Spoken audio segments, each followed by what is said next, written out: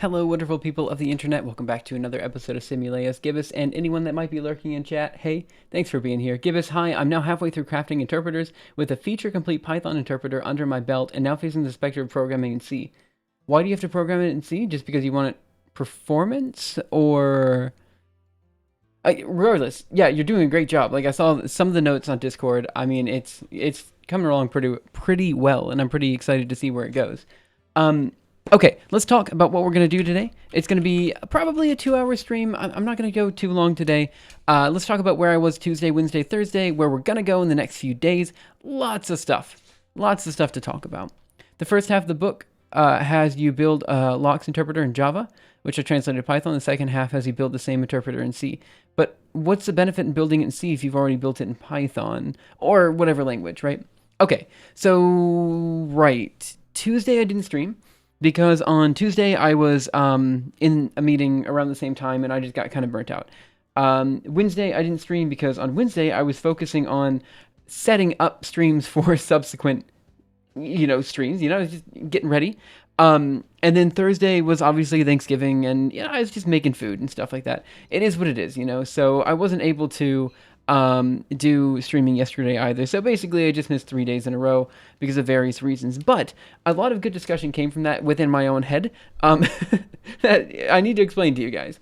The Java interpreter goes over high-level organizational concepts, and C interpreter goes through how the whole thing works behind the scenes down to the metal. Oh, that's fair. C is one true language? No? What are you knowing? C being the one true language? Okay. So, as you can see, the video title right now is How to Become a Fractal, right?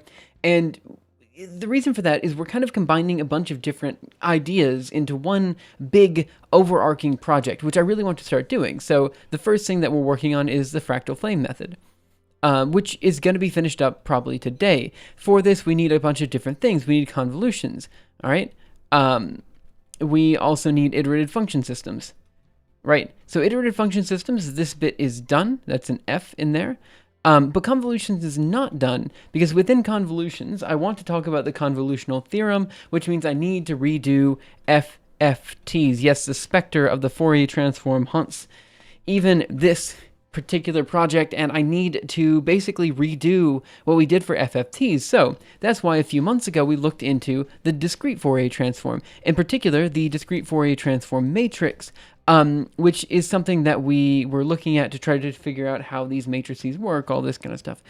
So, long story short, after we finish Fractal Flame, we then have additional things to cover, such as genetic algorithms, and then also we have to deal with parallelization, and GPUs and stuff. Now, what's actually going to take us time? This is going to take not so much time, but this will take time, and all of this will take time, and this will take time, because all of these have algorithm archive chapters associated with it. So I'll just put an A here, an A here, and an A here to signify that they all take algorithm archive articles to deal with them. So they'll take a bit longer. So yeah, why am I telling you this? Well, because as I was writing the Fractal Flame chapter, I realized its dependency on convolutions, which again realized its dependency on FFTs, and I realized the actual order that I want to go through this is not talking about Fractal Flames, and then talking about, convolutions and FFT later. I want to tackle this right now. I think I'm actually going to take a second, probably the next week, and just go back and finally go back to revise the discrete Fourier transform and the FFT sections in the algorithm archive. There's some really cool visualizations to do there, so I'm actually pretty excited to do it.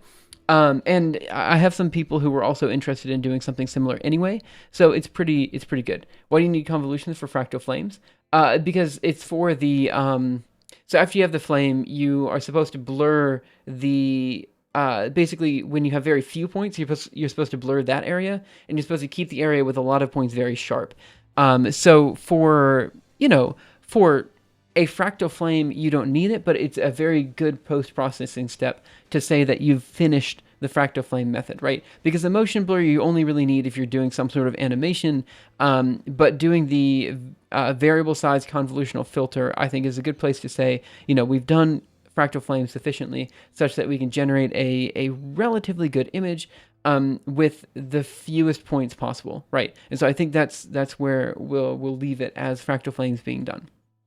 Besides which, I am kind of in some ways looking for an excuse to go back through the FFT stuff. So on Wednesday, I spent a lot of time, even though I wasn't streaming, I'm just like reminding myself what we were doing with the DFT matrix and all of this kind of stuff.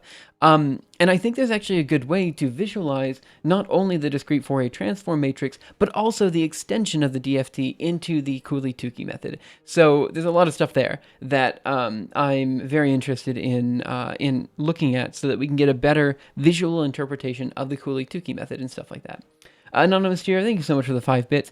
Gibbous, it's essentially an interactive textbook, and I think I'm now cut up on chat, and we can talk about what we're going to do today. So I think I'm just going to, there's like I know there's a, where is it? Is it this? No. Wait a minute. There's a way for me to highlight text, and for some reason I can't find it up here. Oh, this is it. So I'm just going to delete all this for now. So we're just going to delete that. All right, random question. Is it bad to change jobs every 2 years? Seems like that's the norm for young millennial engineers. I don't really have, I don't know. I can't tell you. Do I think it's I guess maybe employers won't like it, but honestly, I mean, I'm a postdoc. That's what I'm supposed to do. You know, I go from one postdoc to another postdoc every 2 to 3 years. You're not expected to stay with a group for more than that. So I don't know. For software engineering, maybe it's not the norm. Maybe you stay with the same company for year after year. But honestly, that seems really boring to me, and I probably wouldn't do it, you know? Unless I found a job I really, really liked, you know? I could imagine working on some, you know, scientific computing section somewhere and actually enjoying my job. What are you trying to do with fractals? All right, good. Thanks for asking that question, because we were just going to talk about that. So let me go over here and let me just run mpv hutchinson.mp4. Okay, so what I'm going to show you is a very simple fractal known as the Sierpinski triangle, and I'm going to explain how to generate it with what's known as an iterated function system. So here we have 3 points, A, B, and C, and we also have 3 functions that aren't shown in the visualization, but I promise exist. One function will bring your point that you read in and bring it halfway towards A. Another will bring your point halfway towards B, and another will bring your point halfway towards C.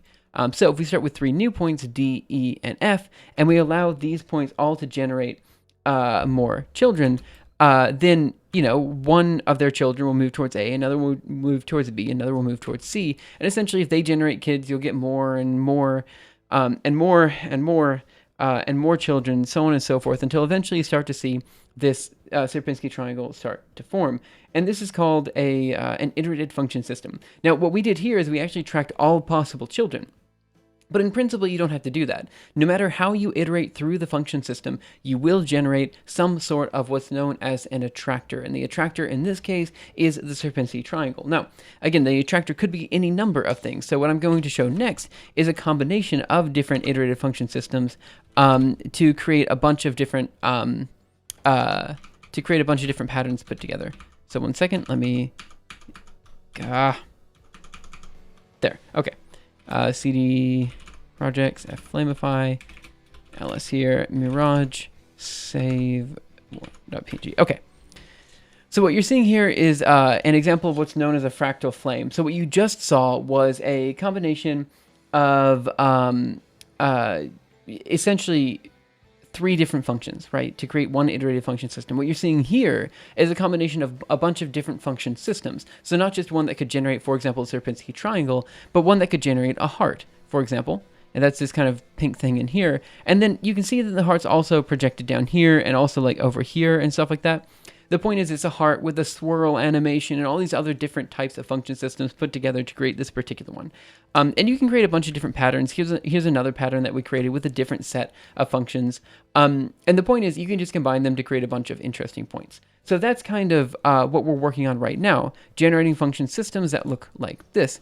Now, what we're doing in particular today is we're going to work on a little bit of these visualizations. So if you look very, very far in, you'll see that this is just a combination of all these different points, right? And you'll note that as you zoom in, you start to actually see, well, there are a bunch of points, creating this image. But what we want to do is we want to make it so you don't really see these points in practice, right? So one way to do that is just to blur the image, but you don't want to blur the whole image, right? Because in particular, some bits of this image you actually do want to be sharp. Like for example, going back to the heart visualization here, if we zoom in, we probably want this to be very sharp. but probably don't want this area over here to be very sharp. So what we want to do is we want to blur it dynamically. So if there aren't so many points around, we blur it a lot. But if there are a lot of points around, then we don't blur it as much. And so we have this variable size kernel that we're going to kind of extend over the entire image that's going to be sharp at points where it needs to be sharp and very broad where it needs to be broad. And that's what we're doing today. We've already implemented a kernel, that is to say a kernel that does a basic convolution. Now the next thing we're going to do is make it so it does variable length convolutions and stuff like that. Okay, let me see what we have. So recursive fractal, neat animations. What did you use? So we used for that an animation library that we built called GathVL. The visualization actually was made from my YouTube channel on LeosOS. Feel free to check that out if you're interested. I'm watching a stream on a computer for the first time in 4 months. Oh, you have good internet connection now. Super cool. Let's see, what do we have here? C64 Cosmin, thank you so much for following. Really appreciate it. It is the norm in computer science. Oh, actually, thanks for that. I didn't actually know what the norm was in computer science. I figured it was normal for people to switch jobs for software engineering and stuff, but you know, I didn't actually know. I just have to make things up. I'm just at my parents' house. Oh, that's actually kind of sad. I mean, not that you're at your parents' house, but you still don't have good enough internet at your own place to watch things. Okay, so I'm going to CD into projects, and then the project that we're working called Flamify. Oh, okay, wait, what? I didn't finish out actually what I was talking about there. So CD projects, Flamify. There's one final step to these fractal flames that I want to do. So once we have all the fractal flames, we have it generated, we're able to do the variable length convolutions, everything's working. What I then want to do is I want to then use this set of fractal flames, right? Because we're going to have a huge number of functions that we can use, and we can move these functions around in any way we want. I want to use that set of fractal flames to recreate an image that I read in. So the idea is that if I put my face down as the image, I want to use that face as a cost function, and then I want to make it so we can use like some sort of genetic algorithm to go through our n-dimensional function space in order to recreate that image with fractal flames, therefore becoming a fractal. And that's why the title of this is Becoming a Fractal. That was the whole idea. Also subscribe to your YouTube channel. I like the projects that you work on. Cool. Yeah, I'm sorry that it takes me so long to make stuff. I mean, don't get me wrong, like content like me and Grant, it takes a while for us to make this type of stuff. So, you know, sometimes it's like months between videos, but I like the stuff that we make, and I think it's turning out okay. It just takes a while. Fulcher says, whoa, which is, I guess, cool. So now we're going to go over here, run Julia, -- project, and then using revise, and then just using Flamify. Flamify, there we go. Okay. So now we're going to get beyond to source, and I think if I go into image tools, you'll see that we have our create Gaussian kernel, which reads in a kernel size, and some sort of deviation factor. The deviation factor is kind of like, in a sense, how big the Gaussian is. We need to play around with that a bit to figure out like what the ideal Gaussian size is, but we also need to figure out what the ideal kernel size is. So, you know, we're going to have to play with this a bit. I am a computer programmer myself, so I know how the investment goes when it comes to doing code. I did something cool today. Oh, what'd you do? But I just want more people hacking cool stuff in my YouTube feed. Yeah, honestly, I'm really wanting to make my upcoming videos more of that nature. Like less of the, you know, this is a cool educational thing, and more of a, this is a really cool project using these tools. And if you want to learn the tools, feel free to check out my other content, you know? So I still want like the videos that are teaching about Fourier transforms. I still want the videos that are doing cool math animations. But I also want to do these, you know, big projects that kind of build on stuff that we've already done. Have you heard of linear programming? I've heard of it. I don't remember what it is, and I'm so sorry. I feel like I should. Like, I should definitely know what it is, but I don't. Linear programming. Okay. So, let's see. What are we going to do here? We've got our normalize function. We've got our create Gaussian kernel. I'm going to move the microphone just a second. We have bounds check. We have fractal convolution. Cool. So, I guess let's think about how we're going to update our fractal convolution function to have a variable size filter. This is going to be kind of tricky. They didn't really notate how they did this in the paper. They just said they did it. So this is where things get kind of funky. Let's see. Well, your awesome sounds awesome. Yeah, with the linear programming, that sounds pretty cool. I solved a map coloring problem with, oh, super cool. Map coloring, yeah. You should see the kernel size. You should set the kernel size based on the deviation factor. Yeah, we could also do that. We could change the deviation factor and then change the kernel size. That would work. I was thinking linear types. A lot of math. Um, I might actually be drawing a blank on what linear programming actually is. Maybe I should. Yeah, like, could you give me a link? I'm sorry about that. Um, okay, so right now what I'm doing is I'm creating a filter, and this filter is creating a Gaussian kernel of size 10. That's what we're doing right now. So that means that our filter size, so now we have 4 I and j, and we're doing our convolution in here, but this is where things get kind of tricky because our filter width probably needs to change every time step. That's fine. Okay, this will actually be totally fine. What we're going to need to do is generate a function that will basically figure out how many points are within our filter size, and then we'll change that filter size depending on how many points are in there. That's what we want to do. So let's just do it, I guess. Linear programming is just linear systems of equation optimization. Oh, okay, yeah. Hey, Shadron, how are you? Like simplex solving and stuff. Yeah, learned some of it in my operations research class. Had to do it all by hand. It sounds awful. It's more linear algebra than programming. Yeah, but also it's kind of cool. Like I think I've done a lot of that as well. I just didn't know it was called linear programming. Or maybe I did and I just forgot. Okay, I've done a lot of stuff like this, but it hasn't been exclusively in a linear programming sense. And like people talk about it in papers that I've read, but I haven't really, like used it too much. But no, it's super cool. Like I'm pretty excited for you. Okay, so let's think about the functions that we need. We're gonna need one function to figure out how many points. Okay, so I got to think about this. We have this. We probably want to make it so we find the maximum number of points, or find the point with the find the pixel with the maximum number of elements within the pixel, the maximum number of points within that pixel, and then we use that as the maximum filter size. So we'll say that if you have found this number of points in your filter, then your filter should be of size 1. Otherwise, you need to kind of scale it out. I need to think about how we're going to scale that out. Okay, so this is going to get kind of complicated. We're just going to see how this goes. It's more integer combinatorial programming fan myself. Yeah. Okay. So the first thing we need to do is figure out how many points are within our filter. So that means we're going to have to figure out where our filter is located, how big the filter is, and then count up all the points in all those pixels.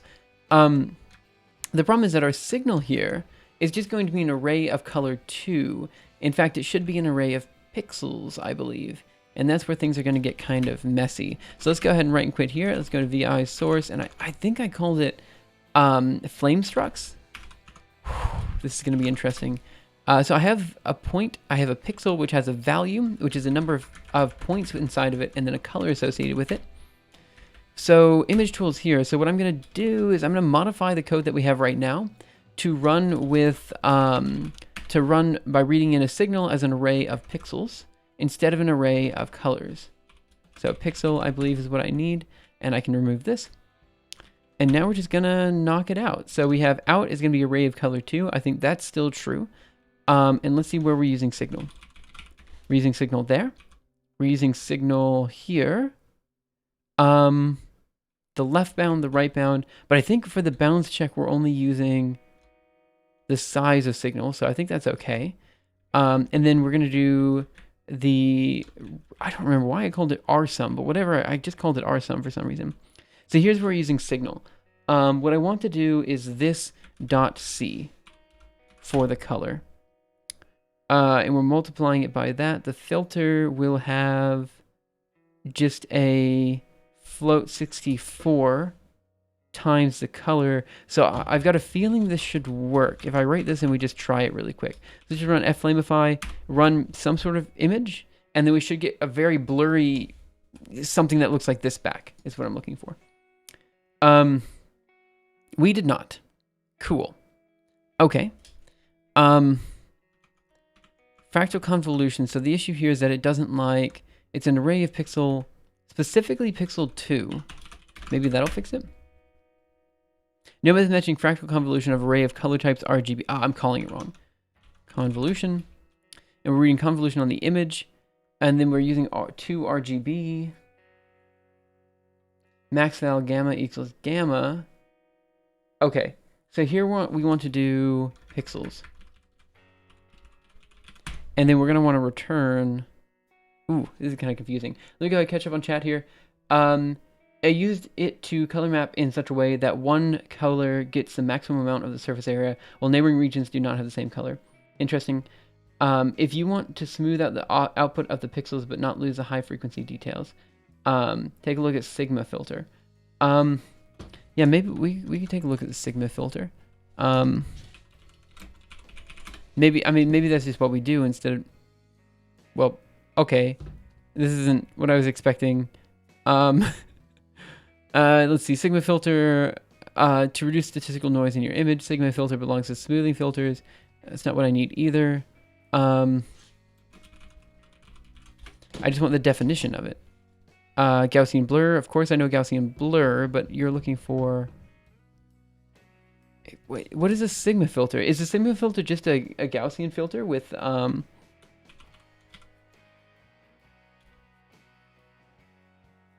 Wait. I thought... Okay, so what I'm finding here, and maybe I'm just wrong, it looks like your Sigma filter is literally just a Gaussian... Okay, well, okay, maybe I'm wrong. Yeah, give me a link, and then I can try to find it. I don't think I found what you're referring to. So here we're going to say the image is going to be equal to that, and I think what I want to do... it smooths the image noise by averaging only those neighborhood pixels which have the intensities within a fixed sigma range of the center pixel. Okay. I still think the variable length convolution will do a bit better, but maybe I'm not thinking correctly. Yeah, I think I kind of understand what it's saying, but maybe I'm not sure. I think it's saying it has some kernel of some size, right? And it's saying that there's a Gaussian in this kernel, but it just doesn't act on pixels that are too intense. So I think that's what it was saying, because we're already doing a Gaussian kernel, right? And that's what you use for blurring, right? There's no questions. This is just what you do for blurring. The question is what you do for not blurring certain parts, but blurring other parts. If delta is too big, you don't account for the average. But you take the pixels that are close to the center value. If the delta is too big, you don't account for the average. I guess you're right. I guess we could do... No, I think we want point data here. I think we definitely want point data here. So let me just do yank to yank here. And let me see, where do we have this? So if out is going to be equal to r sum. So that means out is going to be equal to a color already. So we're setting it equal to a color there. As where things get a bit hairy. So we're setting it in equal to a color there. But what I didn't do is, let's see, where's the 2 RGB function?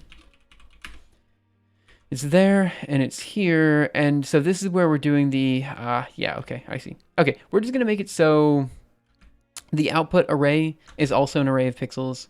And so we're just gonna say this is gonna be blurred pixels here. It's gonna be fractal convolution, and then we're gonna say image, yank to yank, paste here, something like this. Is going to be blurred pixels. Oh. It would just be blurred pixels here. And let's go up here and we should do out of something. Right, so out is now going to be a set of pixels. So we're just going to say this is going to be equal to... The R sum is going to be sum of that. That's going to be the color. So this is going to be... Oh, this is really annoying. So this is going to be pixel... of pixel of something. I need to think about what it is. The first should be the value, so it should be signal dot of I comma j dot val, and then it should just be the sum here. And let me just kind of get these guys. Oh no. Of course that doesn't work. Okay,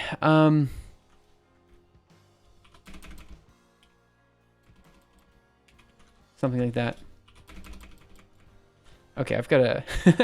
This doesn't quite fit, but maybe it's okay. Oh, I hate that the spacing is all wrong. This should be okay. So this is basically saying that we have some sort of value and some sort of color, and then out ij is going to be equal to r sum. That should be fine, as long as we say this is going to be array of pixel 2. And let me check to make sure I did that right, and it should be, yep, value and then color. Image tools, go down here, out. Okay, sure. So then we have the color associated with it. I'm gonna do this. I'll catch up on chat in just a second. Sorry about that, guys.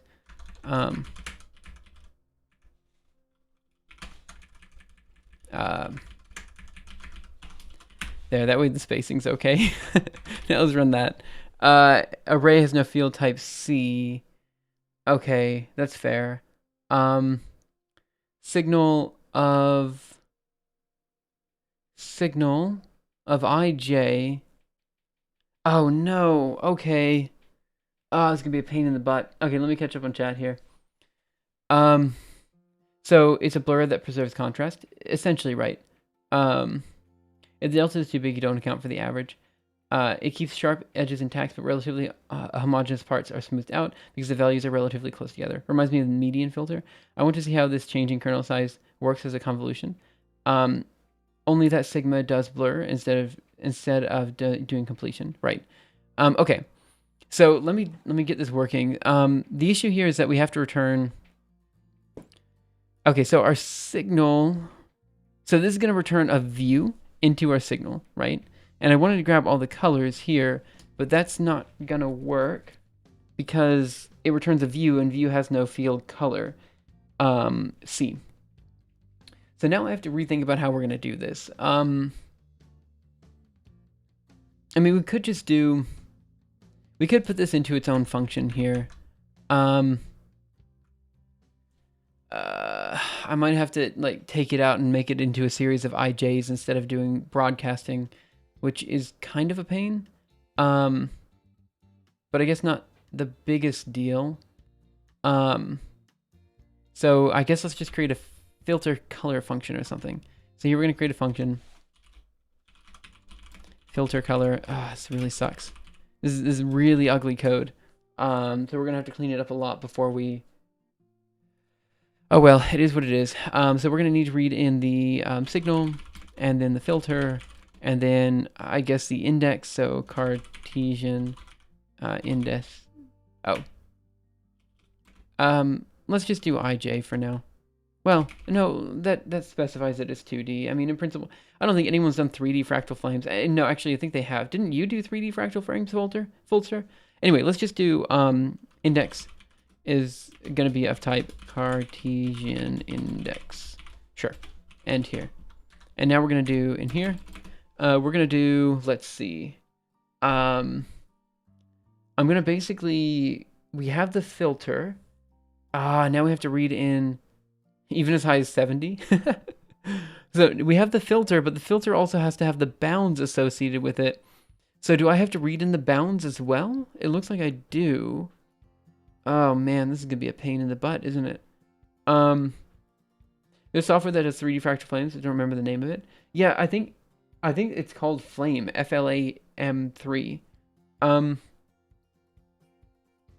Maybe what I want to do is read in the views to these two objects. And if I read in the views to the two objects, it should be okay. Yeah, that's what I want to do. I just want to read in the views to this. And then we're just going to go through and we're just going to color it. Okay, that's fine, I think. Yeah, that'll be fine. That's actually easy. So then we can just read this in. And the first thing we're going to do is say if signal.size is, oh gosh, that was all wrong. Size of signal is not equal to size of filter. And here, and we're just gonna error. Well, let's not error because that'll kick us off the Julia REPL. Let's just say print line. Well, no, we're gonna error. It should error at that stage.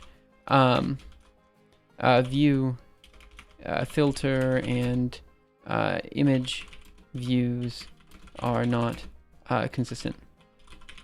Something like this. This is an awful error message, but the point is that it errors out. And they're gonna say for I is equal to 1 to size of. In fact, we could probably just do length of signal. All right. And here, what we want to do is we want to say sum.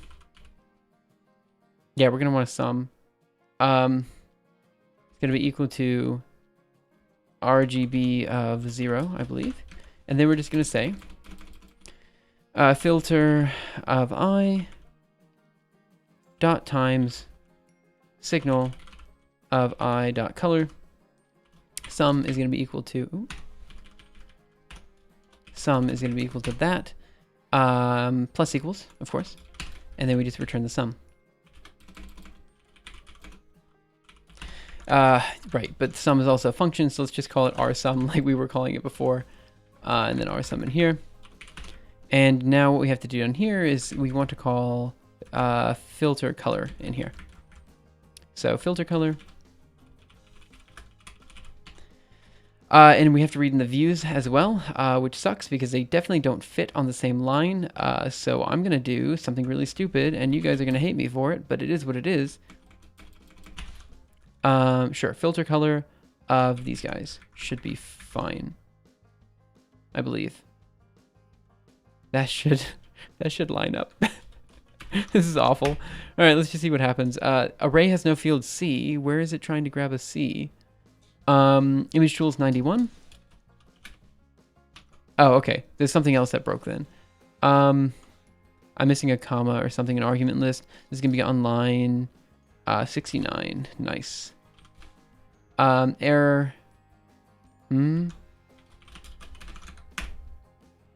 Okay, no method matching times for it should be just times, not dot times.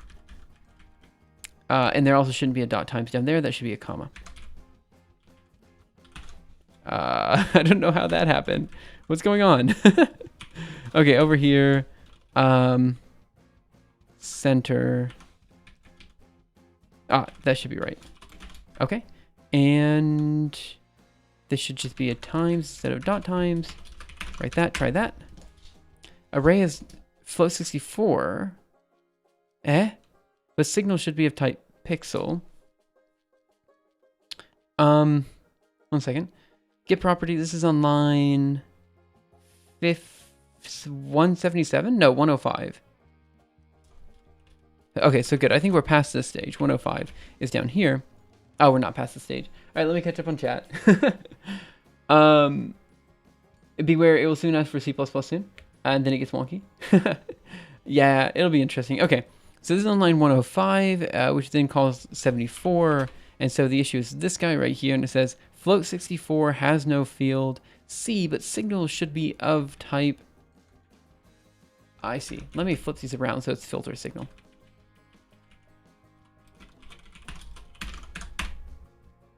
Okay. Even kernel sizes are not allowed. Fair enough. New kernel size is 9. Okay. Give this a second to run. It ran, and hopefully what I'm looking for is a really blurry eyeball. Okay, we see what is essentially an eyeball. Is it really blurry? It looks really blurry to me. Oh, that's not good. Look at all those. Why is the center all black? Or is that supposed to be the case? I'm not entirely sure. Let me run with a few more points.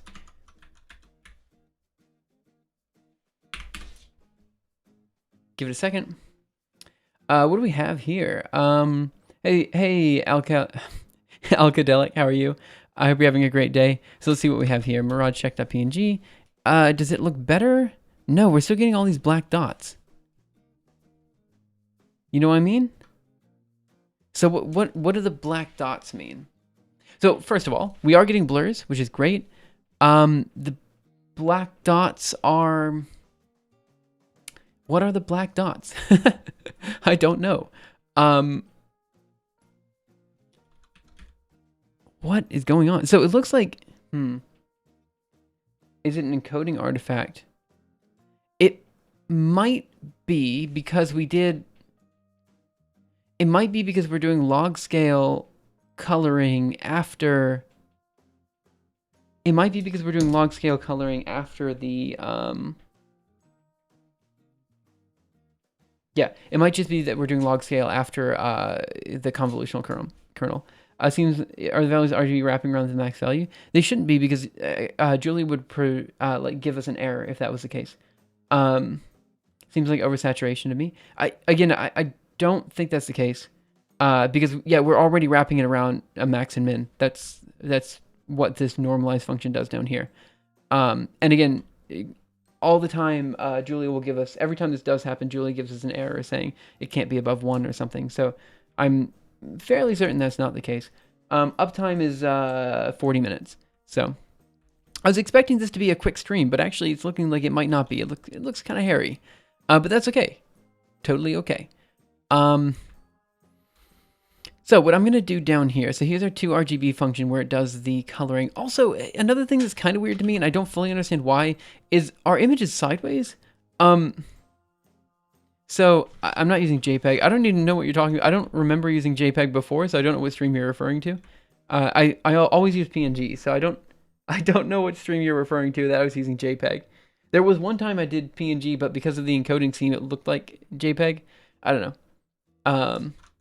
So let me try to remove the blurred pixel bit, and let me see what happens here. So flamify, give this a second to run. Blurred pixel is not defined. Of course it's not, because it should just be pixels. And let me just see what this one looks like without the convolution. Okay. The convolution is rotating the image for some reason, and I don't know why. So there's that. Okay, this is interesting. Why would it be rotating the image? It's fine, we'll figure that out. Alright, so this will be blurred pixels. And what I'm gonna do now is I'm gonna go to 2RGB. Well, let's figure out the rotation thing first, and then we're gonna figure out the dots in the middle. Okay, so let's do convolution here. And I mean, it must be the case that we're accidentally writing X to Y. So I suppose what I want to do is, so I and J must be flipped. So I guess the easiest way to do this is just to say J and I.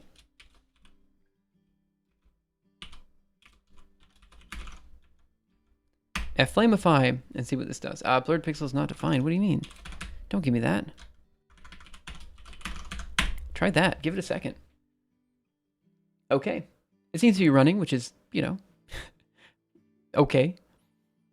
So let's go here. Mirage check.png. Okay, good. That was it. So now the next thing we need to figure out is why we have all these weird dots going on. Now, note, these dots are not black, right? So this is a situation where I feel like...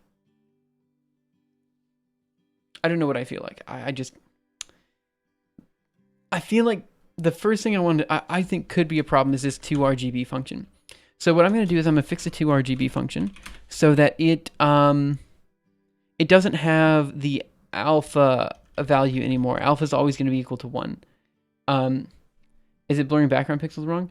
Are the second exposure... It could be that the darker dots are the second exposure of the flame. Yeah, that's what I was thinking. That's why I'm thinking this 2RGB function is the one that's wrong. So I'm going to comment out this here so that the final color is always equal to the color that we're reading in, and we're going to see that. Uh-oh. That's because I'm dumb. Okay, give that a second to run. But I don't know. Like, obviously, I'm debugging just like everyone else, you know? So, see what that looks like. Okay, so this one does not look like it has... Yeah, it's really bright, but it doesn't look like it has the dots in it, right? This clearly does not look dotty. Right? So, I suspect it's just because we're doing it in the wrong order. We need to do the log scale first, and then we need to do the dotting. And that's totally fine. Not a big deal at all. Okay.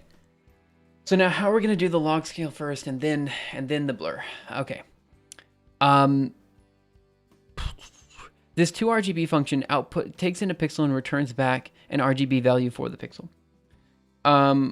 What I might do is I might change this to be a I'm editing in VI, not Vim, but yeah, close enough. So we actually have an emote for VI. Okay. So thanks, Folster. So maybe what I'm going to do is I'm going to create a new function for 2RGB, and I'm going to create another function for applying log scale. So that's what I'm going to do. I'm going to create function 2RGB, and you know, this is going to be almost the same as what we had before, but you know, I'm going to cut it out so it's literally just 2RGB without the log scale application, and this is going to be 2 log scale. And then we split it out. So we'll do the 2 log scale first, and then we'll do 2 RGB after that. This is also applying gamma correction. So we have all this stuff to do, the coloring. Let's not do that. So for the 2 RGB, all we're going to want to do is we're going to say return pix.c. That's it. That's all we want. All right, I know this sounds really dumb. That's our 2 RGB function. Our 2 log scale function is going to return pix.pixel of pix.val and then final color. Okay, so now what I'm going to do is go down here, and we're going to do the 2 log scale first, and then we're going to do the 2 RGB afterwards. So here we're going to say pixels, print line max value should be fine, blurred pixels. So we're going to say pixels is going to be 2 RGB of pixels, 2 log scale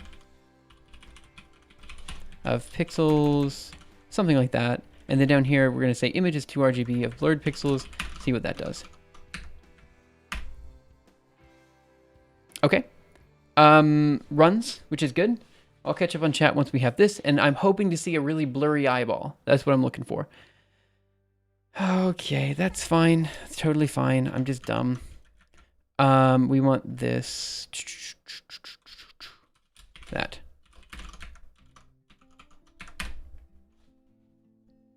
Okay. I'll catch up on chat after this runs. Let me get a quick sip of water.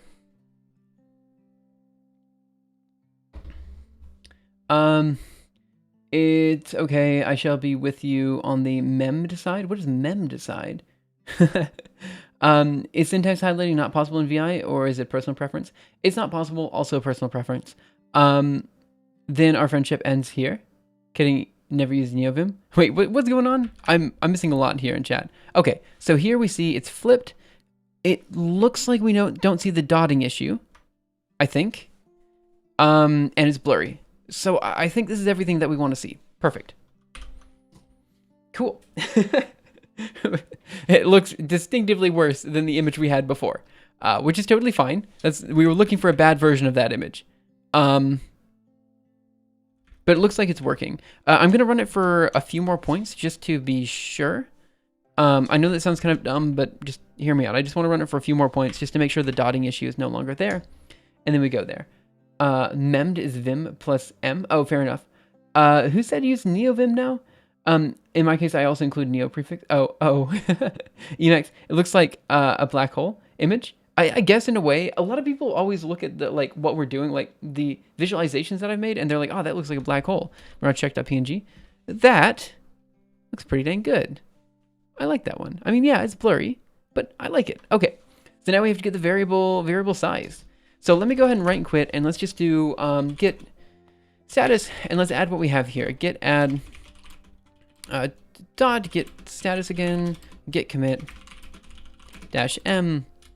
Adding proper log scale to pixel struct and blurring. Sure. Git push. Origin development. Okay. Good. That seems like we're getting somewhere. It looks like a black hole image. I just use NeoVim because the team puts a lot of effort to document and maintain it, and I think it's more sustainable in the long run, but the usage is pretty much the same. Interesting. It's a good thing we now know what a black hole looks like. I'm too noob for Emacs. Speaking of which, we wanted to do a black hole visualization for the Julia class that I'm teaching, but we didn't do it because it's a lot of effort, and so we just stopped.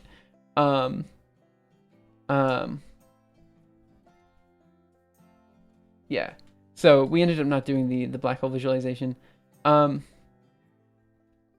By the way, I've been meaning to ask this. This is a rant. Okay, like maybe I should put up the Rambaleos stream just a bit, just for 2 seconds, just real quick. I'm sorry about that. I am interested in hearing what sports you guys are into. I know this is completely off the topic. It has nothing to do with what we were just talking about, and I really do apologize for going onto this rant. But I've been desperately wanting to swim for the past like month, 2-3 months. Like swimming is what I do. I love swimming, and there are just no pools available. Like open water swimming is fine, but it's just nowhere near the same feel of like pool swimming. It's been bugging me a lot. Anyway, back to coding. I'm so sorry. I've just been really in a mood where I've been wanting to do like a rigorous swimming workout, and I can't. Like I can go running, I can jump rope, but swimming was my thing. I did breaststroke. I was in the water for like an hour a day, every day, at least an hour. I mean, when I was in high school, I was in the pool for sometimes 5 hours a day. And I was a lifeguard on top of that. But, yeah, I just miss it. And I'm like getting really antsy recently. Like I actually just impulse bought like a new swimsuit, a new kickboard, like a new, like, pack to wear for like holding swim stuff. Like I just spent a lot of money on Black Friday stuff. Like not that much money, but like $50, which is actually not that much because the swimsuit itself is usually $50. So I basically spent a lot of money on getting a new suit and all that kind of stuff. But man, I've been really in a swimming mood recently, and I can't do it, and it's pissing me off. I was thinking about that you can attract the dots, like how the light coming from a black hole would look like. So we were thinking about doing galaxy simulations and stuff, but we just didn't do it. I just discovered climbing indoors, and they needed to close the gym. Now I play Go. I sometimes play Go with my roommate. I'm currently running only because I can't rock climb due to the pandemic. I miss it a lot though. Yeah, right. Okay. I don't know. I was actually going to say that when I saw your tweet, I love swimming, but I can do it so rarely because I can't find anywhere to. And I was going to ask where you've been finding places to swim. Yeah, it's been pissing me off because I can't. I thought I wasn't into sports, and then I found rock climbing. It's actually fun. How's the trip going? The trip? What trip? Trip where? Like trip into my, like, trip down sanity lane? Like my trip into insanity? Like it's going fine. Like I've been doing it a whole year. It's at some point you just have to go along for the ride. Okay. So what am I doing with my life? The trip in becoming a fractal. So the trip to insanity. We're at the stage now where we're implementing variable length filters. So, that's pretty good. Let's go ahead and go into VI image tools. All right. And we're gonna try to figure out how to do this variable size nonsense. I don't think it's too hard. Let me just go to the convolution step. And I really don't think it's that bad. All we need to do is redefine the filter and the filter width every time step. So what we'll do is we'll create the Gaussian kernel. So let's just go ahead and we just do this every time step. So we're going to DD here and paste in here. Oh, this is so computationally inefficient. It is just awful. Okay. And then we're going to have the filter width, which is going to be DD here, and paste down here. Perfect. We have N out center is going to be filter width +1. Sure. Let's move that down here as well. Why not? Let's just keep defining things in the loop. Perfect. Now all we have to do is figure out what 10 changes to. So how do we get that? We're going to have to create a function to figure out how big our filter size is. So filter size is going to be equal to find filter size of signal, and then I guess the Cartesian index. I guess. Which is just going to be ij. Or something. Or, I guess, Cartesian index of ij. And the filter, the current, some sort of normalization number, some sort of um, max, I don't know what to call it, but let's just say like threshold or something. It's like the number of points that you need before you need to increase the filter size or something. So we're gonna have to figure that out. And then down here, we're gonna have to do filter size. So this is what I'm kind of guessing at. Like I'm just kind of messing with. Let's go ahead and write the function here as a function. Find filter size, and it's gonna read in signal, threshold, and then index, which is gonna be of Cartesian index. Perfect. And here, so we're just gonna see. We're gonna figure it out. It's not so bad. We'll do it.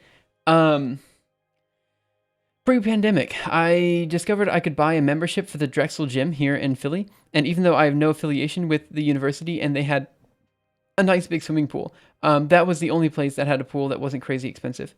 Yeah, so that was, I'm not gonna lie, like, I know this sounds really weird. Part of the reason I came to MIT is because MIT has a swimming pool. Now look, everyone knows pretty much every university has a relatively decent swimming pool, right? Like, that's just what it is. You can go to any public university. It's probably going to have a pretty decent swimming pool. But part of the reason I wanted to become an academic is because I knew that if I was a professor, I would always have a pool available that I could swim at, right? I know that sounds really lame, but that was actually one of my reasons, like one of the pros of being an academic was that I would always have a pool nearby that I could swim at, with people who were relatively fast and could actually like compete with me. And that was really important to me. So I signed up for a gym membership when I got to MIT. I used it for exactly a month before, before, COVID hit. And so I have a full year membership to the MIT gym, but I have not been able to go. And I'm not sure if I just lost all that money or if they'll pay it back to me at some point. I'm not really sure. I got to figure this out. I did a thing that turns images into fractals, but it wasn't fractal flames, so you're going to beat me to that? Well, I'm not going to beat you to that. I still have a lot more left to do. It is IFS, though. Oh, I think I know. Maybe you showed that to me. Cartesian, what is this, kindergarten? Use quaternions? Oh, no. Quaternions, what is this, middle school? Use Clifford algebra? That sounds like a neat perk. Clifford algebra, what is this, high school? Use fractal string theory? Or something, I'm lost now. What is this, high school? Use Euclidean Riemann manifolds on the sphere. Hey, Sim, we're offering you a full-time researcher job here in the best university in the world. What do you say? Let's speak frankly. Do you have a swimming pool? That's exactly what I said, though. Like, in my mind. Like, I was talking to one of my friends, and we both swim, I was the best swimmer at OIST, just because no one really swam at OIST. So, like, no one really cared that much. But yeah, I was relatively fast. If you looked at my times when I was in high school, I was so close to Olympic times in high school. And I really wanted to just like train. Like I wanted to be able to go to the pool for a few hours a day and just train and just get better. And I was thinking maybe if I'm really, really good and I really, hone in on it and I try my best, I could actually get back to those old times I used to have. And because I'm older and presumably stronger than I was in high school, maybe I'd even have a shot at the Olympics. And of course, I know I don't. I know I would never have a shot at the Olympics, but, in my head, I thought it'd be nice to train for something. I'd never been able to train for something. And so, I don't know, I was like, let's do it. Let's just go to MIT. Let's just do everything I want to do. Be that, that guy that does everything well. And yeah, I didn't get anywhere with that because of COVID and everything. Did you think of swimming when you were calculating vortices and superfluids? Well, let me tell you, my research, let's just go to James Schloss Google Scholar. Apparently I Google that one a lot. And let me look at my most recent paper, which is Controlled Creation of Three-Dimensional Vortex Structures in Bose-Einstein Condensates, PDFs from APS. I'm sorry I'm rambling so much. I probably shouldn't ramble this much, but you're here. You're here for this stream. I ramble. Let's look at one of these images. What is this image? Oh wow, that's a vortex ring. What is a vortex ring but something that I created all the time in the pool? I mean, you guys, bubble rings are so cool. I would make these all the time, like all the time. I don't want to listen to you. Yeah, these rings. They're so super easy to make. You just you bring your head back. You plug your nose. Usually I plug it in a very particular way, but I can't seem to. How did I do it? No, it wasn't that way. It was this way, I think. There's a way you plug your nose that I don't remember. Oh, right. Because you're underwater. You can actually lift your hand all the way up, so then your hand goes like that, and then you can plug it properly. Anyway, point is, the point is that, yeah, part of the reason I was super interested in vortex rings is because I used to make bubble rings all the time in the pool. So, yeah, it is what it is. I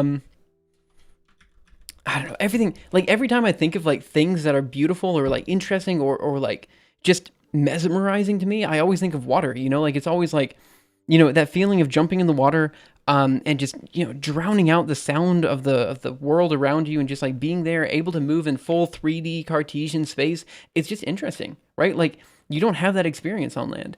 And in the water, there's nothing that can hurt you. Sure, you could drown, but like you're not gonna fall and hit your head. You're not gonna like run. A car is not gonna run into you. Like there, I mean, maybe a shark, but not in a pool. You know, like you're just completely safe. You know. I caught that just before you said it. Okay, so pool sharks. I am the pool shark. Yeah, you're right. They are rare. I've had enough, babushka.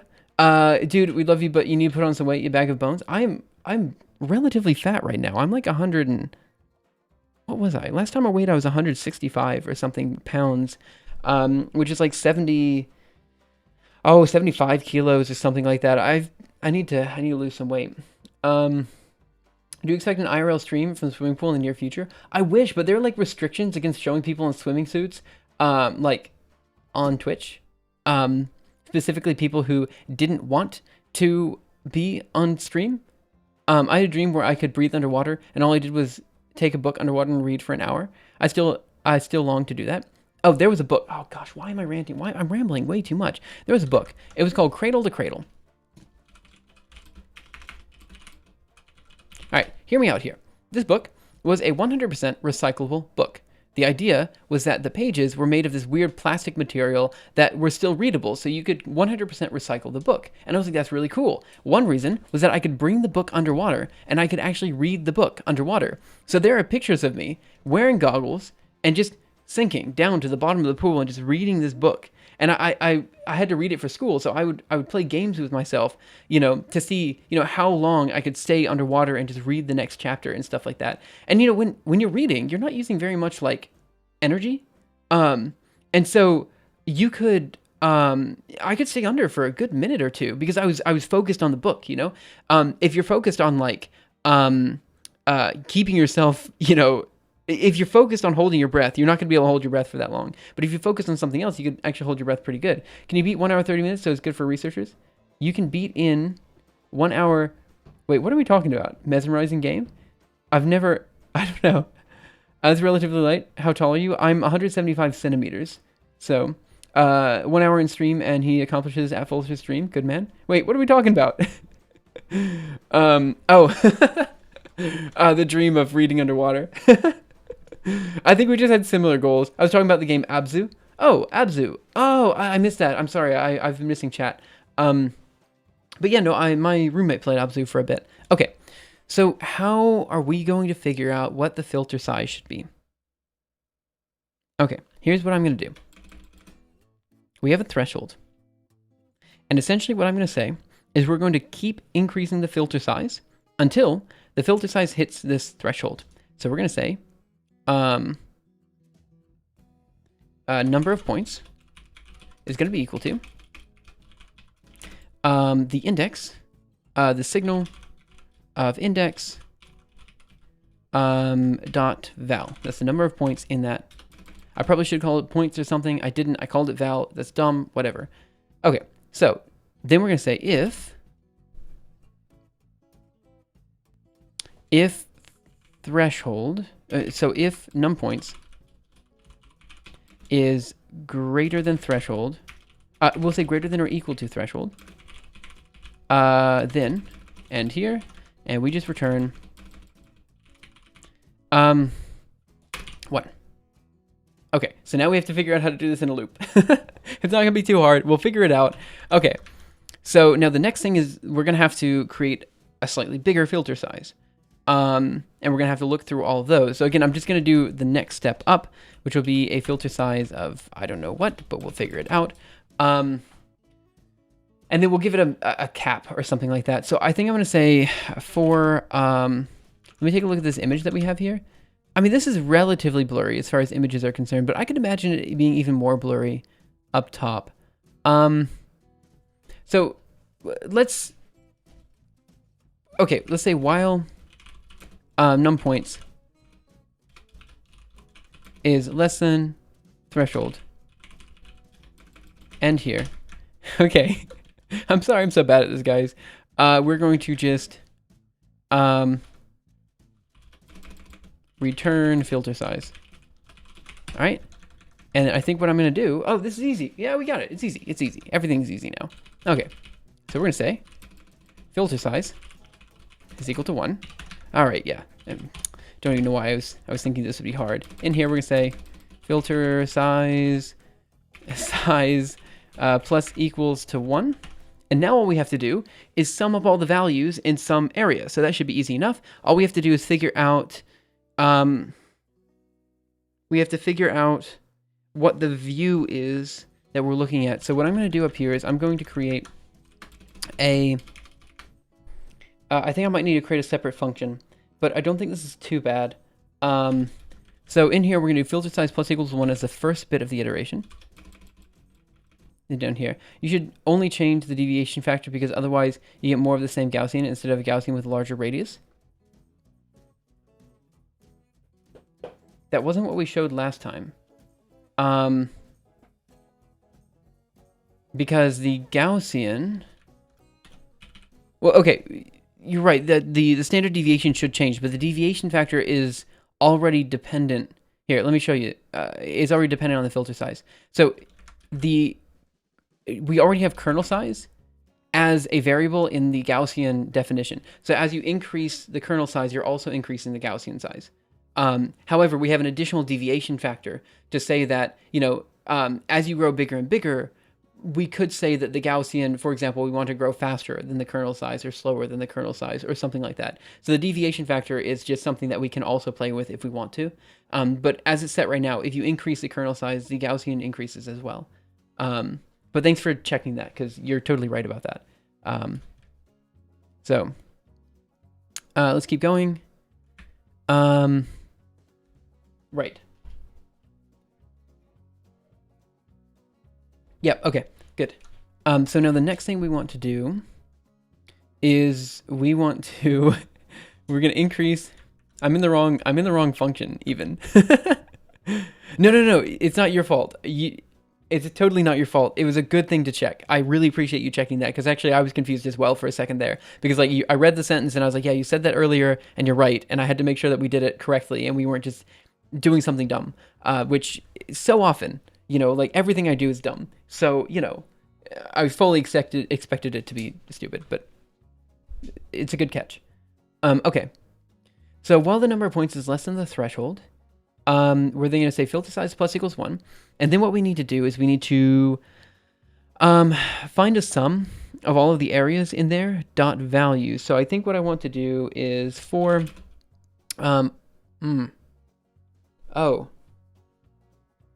okay, this is actually kind of a bit of a pain, isn't it?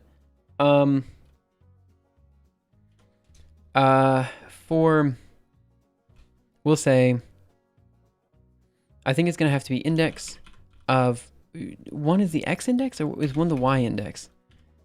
Oh, this is where I'm going to get really confused, but I don't think it really matters for this one so much. But also, I just realized, oh no, we're going to have to do all this stupid bounding nonsense as well.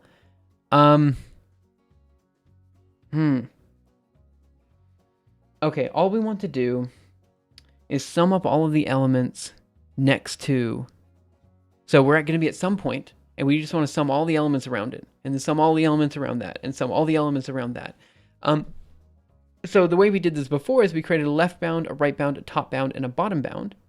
And then we created this rsum value where we could sum the colors in that area. And then we returned back that sum. And then we just normalized everything at the end. I think what I want to do is I want to move all of this into a special pixel sum function. And then we're going to dispatch this on either adding up all the values or adding up all the colors. we'll see how that goes. So we have the filter size, and we have the center of the filter, which is going to be filter width +1. Now we did this bounds check as well, and we have this print line, which we don't need, but that's okay. And then we have center minus bottom bound, center plus top bound, center minus left bound. Okay, so it's the center of the filter. Okay, and so we have the filter, but I think this only needs filter size and signal. Filter width, filter width. Okay, good. So let's just make this and see what happens. Okay, it is what it is. You know, we're not. Let's go in here. Let's do function. And what am I gonna call it? Filter sum? What did I call it before? Find filter size. I think I'm gonna call it pixel sum. Well, yeah, pixel sum. Sure, should work. Okay, so we have pixel sum. This is gonna read in the signal, which is going to be an array of pixel 2. And then it's also going to read in the filter size. What else is it reading in? Give me a second. The filter size is also going to read in the location, which is going to be the index it's at. Let's see. So we've got a filter width, which I think is different than the filter size. No, the filter width and filter size are the same. So we're going to call this the filter width just to make sure we're consistent. And up here, we're also going to call it the filter width. And this. And this as well. Oh. Okay, great. Can you, let's see. Sorry to ask, can you say a little what kind of simulations you run on the clusters? It depends. So like when I was a PhD student, I did a lot of simulations of superfluids, quantum simulations, stuff like that. Essentially, I do like a huge number of different simulations, mostly PDE solving of various forms. Recently, I've been doing a lot of simulations of, you know, ocean dynamics, just in terms of the physics. In terms of the computation, it's mainly GPU computation. I focus mainly on getting, you know, relatively high quality results out of massively parallel systems. That's what I focus on, GPU engineering and stuff like that. I hope that answers your question. I'm sorry it was a little bit vague. We've done, you know, huge streams where we talk a lot about GPU engineering and all that kind of stuff, but I don't want to delve too much into it today. But yeah, just stuff like that. Basically anything that you can run highly parallel, that's what I do. And here, the index, which is going to be of type Cartesian index. Great. Is there anything else we need? The index, then we're going to find the left and right bounds. We have I and J, which are going to be... We're going to have to figure that one out. I'm going to flip the I and J. I know I'm going to flip the I and J on accident.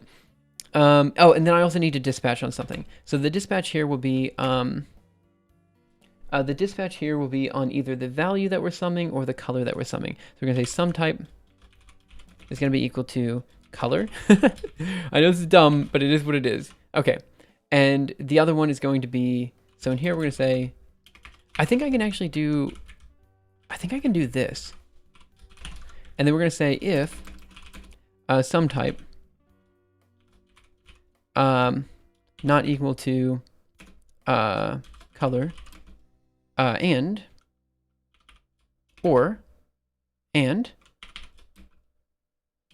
if it's not equal to color or, sorry, sum type is not equal to, what am I looking for here? The other one that I do, it'd be value. And here, then we're going to say error sum type not found or something. Sure. Okay, just a simple error just to output that. So now we should be able to just grab all of these lines in here.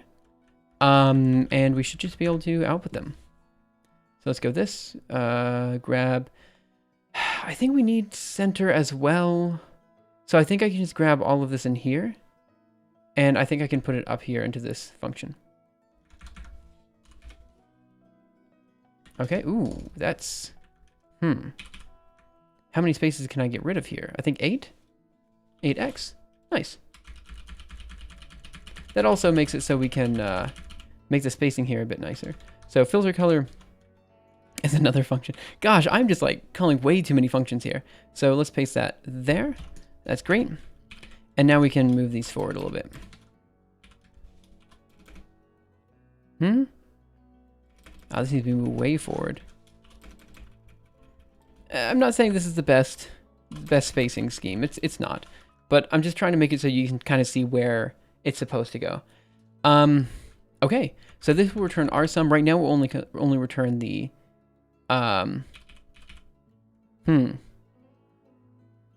Okay, so right now I'm gonna put an additional if statement in here.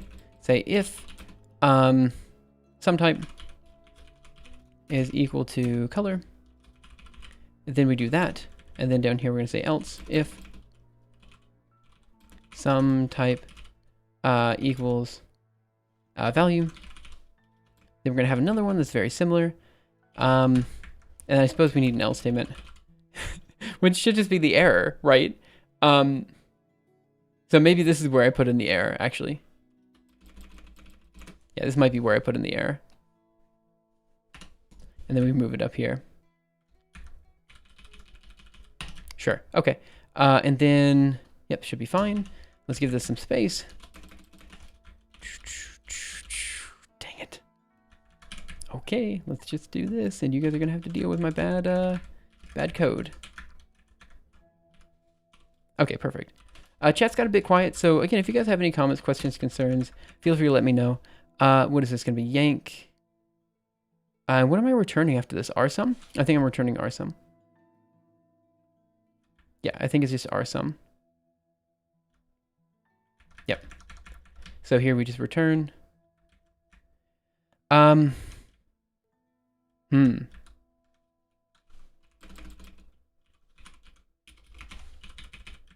Yeah.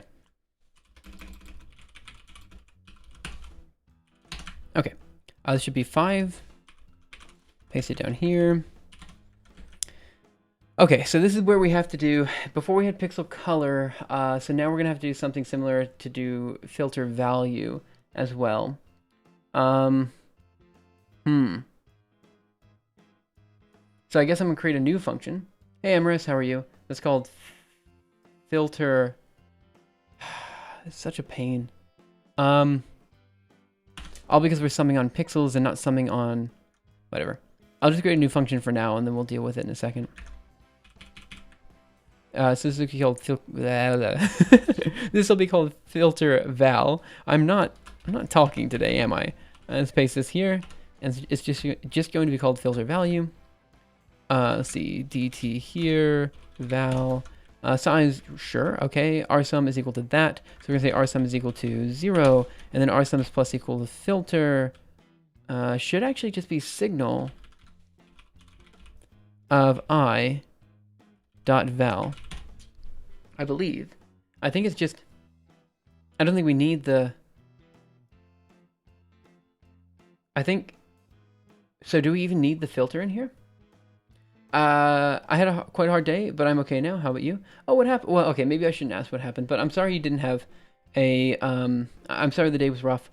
I've been having a few rough days myself. I know how it goes. It's been a rough year. I'm glad you're doing better. Nice fractal flame on display here. Yeah, it's our little weird eyeball thing that we're working with. We also have a little weird heart thing. We've got a bunch of weird fractals that we're dealing with. This should be fine, I think, because we're reading views in. So actually, I think all I want to do is just read in. We have filter val in here. Did I already create a? We have a balance check. We have a normalize. We have a create Gaussian kernel. What I'm looking for is to see if I just have the sum function for all of our signals. Pixel sum. Oh, is that what I'm creating right now? That is what I'm creating right now. That's okay. So we're gonna call this just. I already called it pixel sum. But maybe I call this. Maybe I dispatch if it's pixel sum on just a set of signals.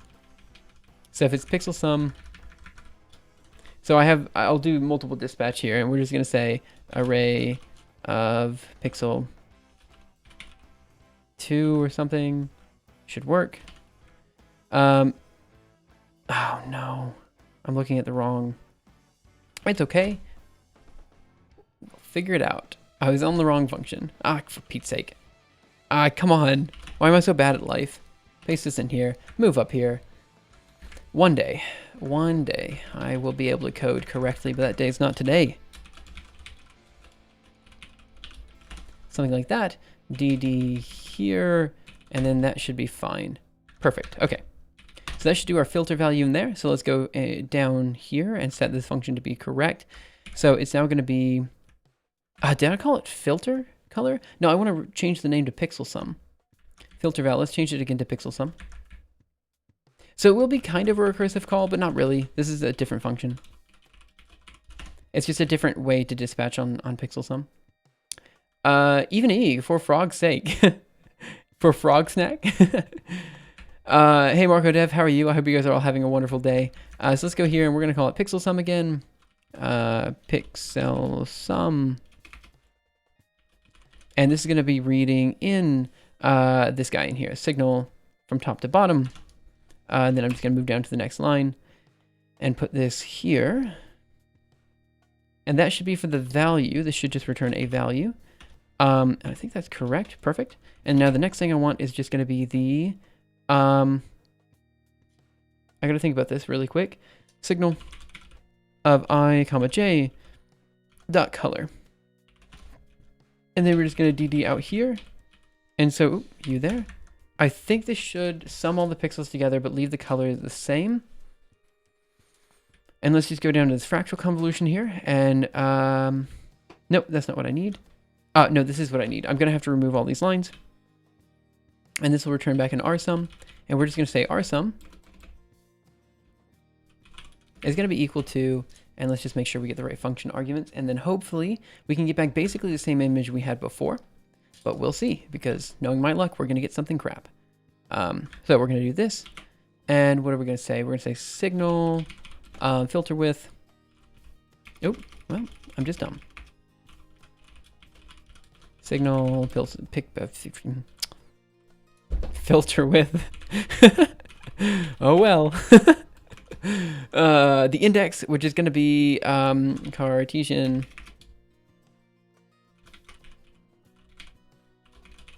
of I comma j.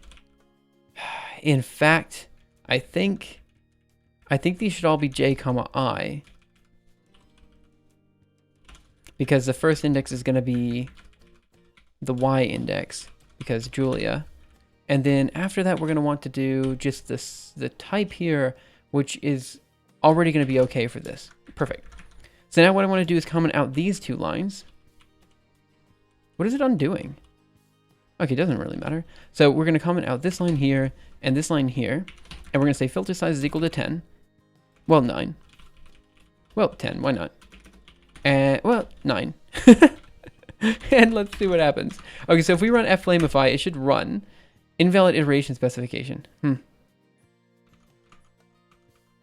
Perfect. Okay. Control C. It says it's on line 101. That is while number of points is less than threshold. While the number of points is less than the threshold. Oh, it's just because I don't iterate on number of points on the inside. Okay, then let's just go ahead and add what I think it's going to be. And it's going to be pixel sum of signal, filter width, the index, which is going to be read in index.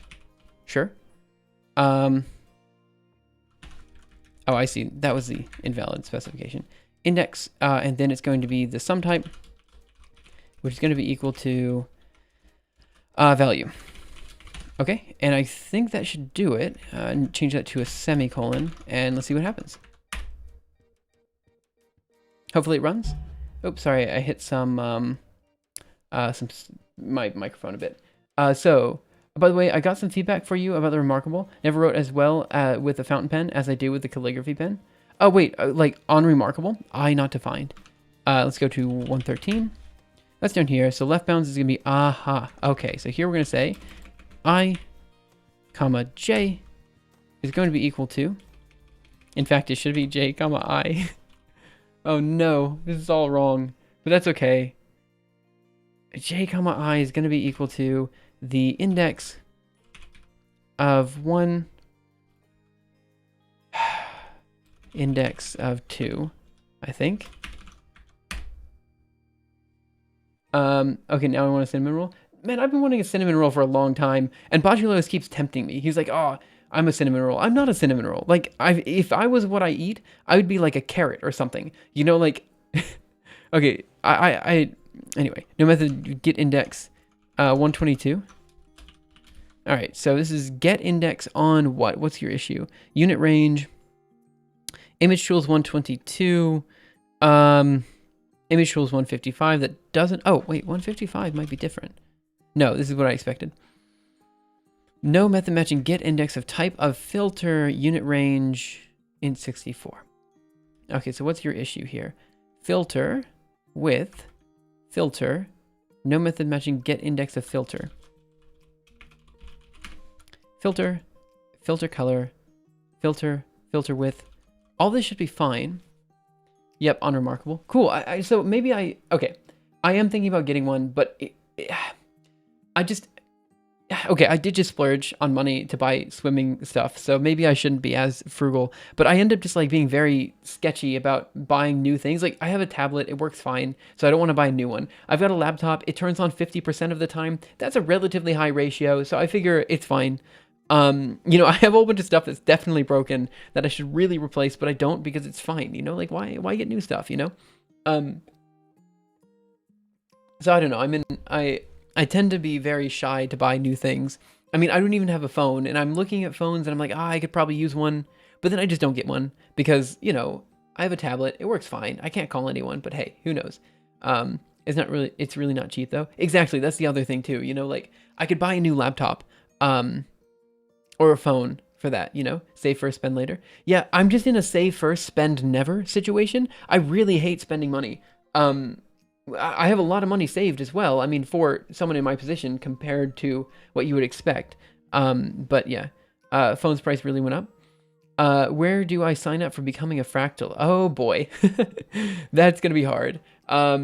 Maybe here? I don't know. So let's see, what's the issue here? No method matching get index for type of filter. I'm just confused as to what this issue is. So let me just print something here. So let's do print line filter of 1 and just see what this does. So in principle, this should return some number before failing. And we'll just see what happens. Also, maybe I'm doing too many points. I think I'm doing too many points now. 103, error, no method matching get index, and this is on line 122. Which is a print line filter of 1. So for some reason, it's saying the type is filter, not, why is the type filter? We don't have a type filter. I don't understand.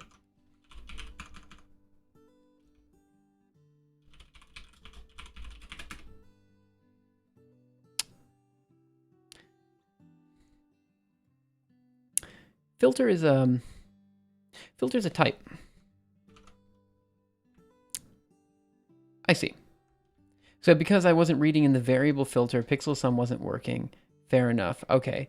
I need to think about how I want to do this again because now I'm a bit sketched out.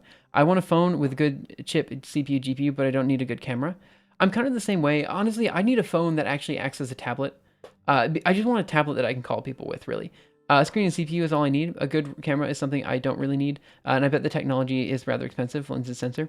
Although, that said, maybe I am one of the people who would need a good camera because I have been thinking about also replacing my own camcorder that I use for my videos. So maybe I just do the whole thing in one and I just get a new phone, you know, that has a camera inbuilt. Okay, so for this to work, I also have to read in the filter. But the issue there is I don't think... Let's see, when I'm doing the pixel sum in here, let me see, what do we have? We have normalize. That's not what I need. I need to go down here. So we have create Gaussian kernel. Let's see, bounds checks, pixel sum, filter color. This is a really messy code. Pixel sum, fractal convolution, mix color, 2 log scale, right image. Wow, this is messy. Okay, what am I doing? What am I even looking for? Kernel size. filter size. Probably that one. Yeah. Okay. So here we're doing a pixel sum, and we don't have the filter yet defined. So pixel sum. Okay, I see what needs to happen. So if pixel sum dispatches on, so we have the filter width, but if we read in the filter instead of the filter width, then we want it to be, which is going to be of type array float64 2. Move this down here, go here, and we're going to say sum type, yeah. Okay, so in this case, then we'll define the filter width. Okay, so the filter is already defined here. So then we want to move it to the filter size. Filter width is going to be DD here. Oh no, this is so messy. And we're going to move this down here. Okay, and in this case, we only want to do the color information, so we actually we can't even dispatch onto color. So let's just go ahead and move this in here, there, and now we're going to do DD. Sure, just remove all this stuff. 4x. Okay, write this. This should work, I think. And then in here, we're going to say filter size is equal to 9. So we'll say filter width. Oh, man. I'm going to change this as filter width. Width. Filter width not defined. I think that's because I am an idiot. Let's figure that out. This is on line 148. Yep. Try that again. And so this should create basically the same image we had 30 minutes ago, which is great. Then we need to go from there and make it so we can now dispatch on a different pixel sum. So no method matching pixel sum array of FLMFI. Okay, that's because our sum now needs to take filter, not filter width. That should do it. Let me catch up on chat. Whoa, I missed a lot of chat. I have the Note 20, basically a tablet with a good camera, even comes with a stylus. I was thinking about getting that as well. It's the most recent one, right? Can you use your phone for a camera for streaming? I'm outputting a lot of numbers here. Not entirely sure what I'm outputting exactly, but I'm doing something. They may ship to the US, however. Wait, I'm going to be hipster and recommend my phone. The Fair phone. Interesting. Let's take a look. Fair phone in here. Let's see. Oh, it looks nice. Is this like an open source variation on it? So you can, I thought that would change the language, but it didn't seem to. Like, can you like mix and match the pieces? Because that actually sounds kind of cool. MobiScribe, that looks like a cool gadget. It might be a little limited. You need a stable 4G connection or stable 5G to stream through your phone. Yep, it looks cool. I'll probably receive it in December. $180 to $30 postage is quite cheap. Then $438 I spent on Remarkable. Data modular phone, easy to repair. To be fair, in my place or where I'm at, I'm in Boston, so I think probably you're gonna have a relatively like, where's our print line? You're gonna have relatively good like 4G or 5G. I don't really know. Print line. Here, print line filter of 1. Okay, that's the issue. Okay, so let's go here, and now we're gonna take a look at the image. Again, we get our blurry image. Perfect. Okay. So, I guess I want to create a new function that's called pixel sum. I mean, whatever. Let's just create a new pixel sum. So function pixel sum. This is really ugly. We'll fix this in later, but I'm just going to get it down for now. Okay. Filter size. Sorry, filter size is going to be float64.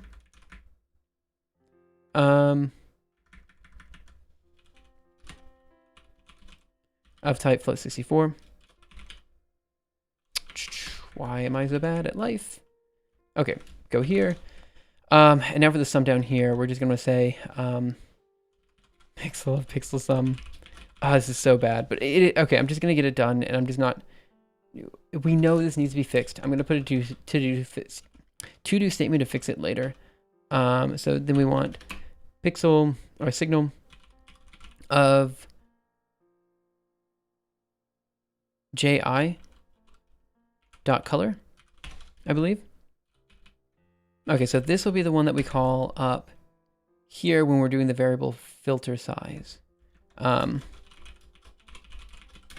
Here, so that's fine, filter size.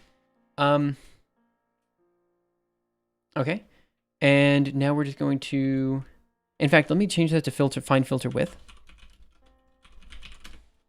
instead of find filter size. And yeah, that way it's the same. Find filter width. Okay, go here. Oh, well, that wasn't what I thought. Okay, so now we're going to change this to filter width. Is going to be equal to find filter width with some sort of threshold. Now we just have to figure out what the threshold is.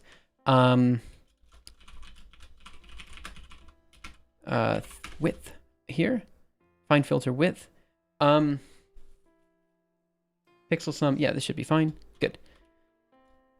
Go up one more. Okay, so here we find filter width. So the threshold, I think we can actually read in the threshold here. So the threshold is going to be equal to, I don't know, let's just call it like 10 or something dumb like that, because I think we already do the sum. So down here we have pixels, we have blurred pixels, but I print line max val. How do we get the max value?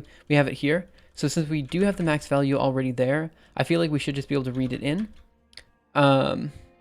So we should be able to do pixels and then threshold equals max val. Okay, and we're just gonna do, let's no longer print that line for max value.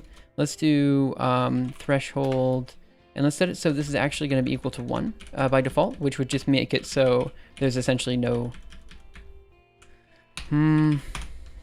find filter width here. And I think what we want is actually to also read in an optional argument for, says while number of points is less than threshold.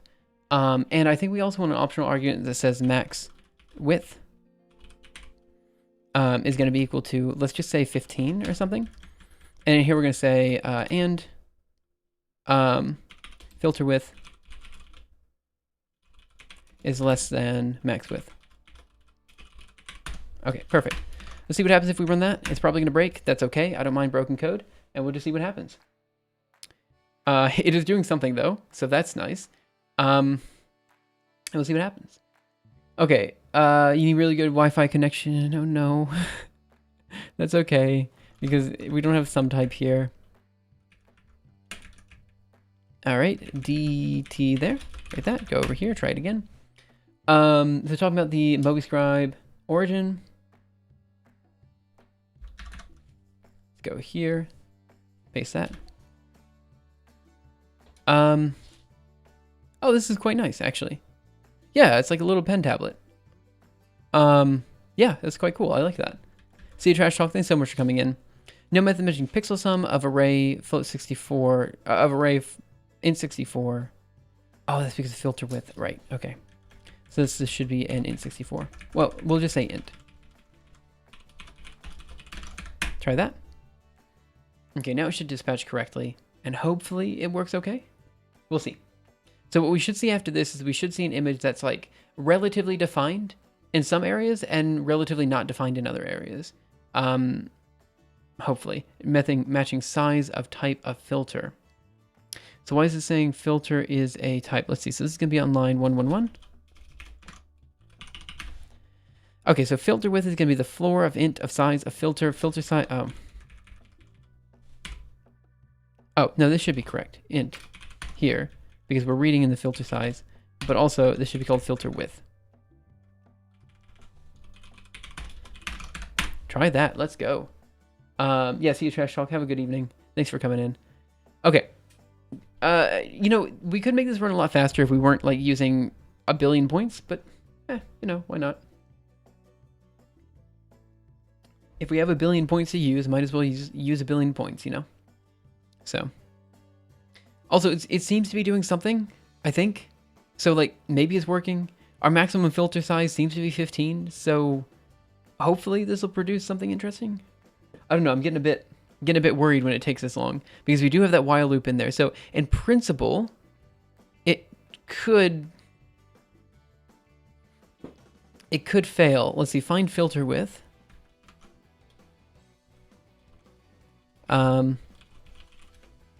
Reason threshold. And we have the threshold is set equal to 1, but when we're doing the fractal convolution, we set the threshold, yeah, equal to the max value. So that should be okay. But maybe we're just having a lot of trouble finding... Okay, it did something.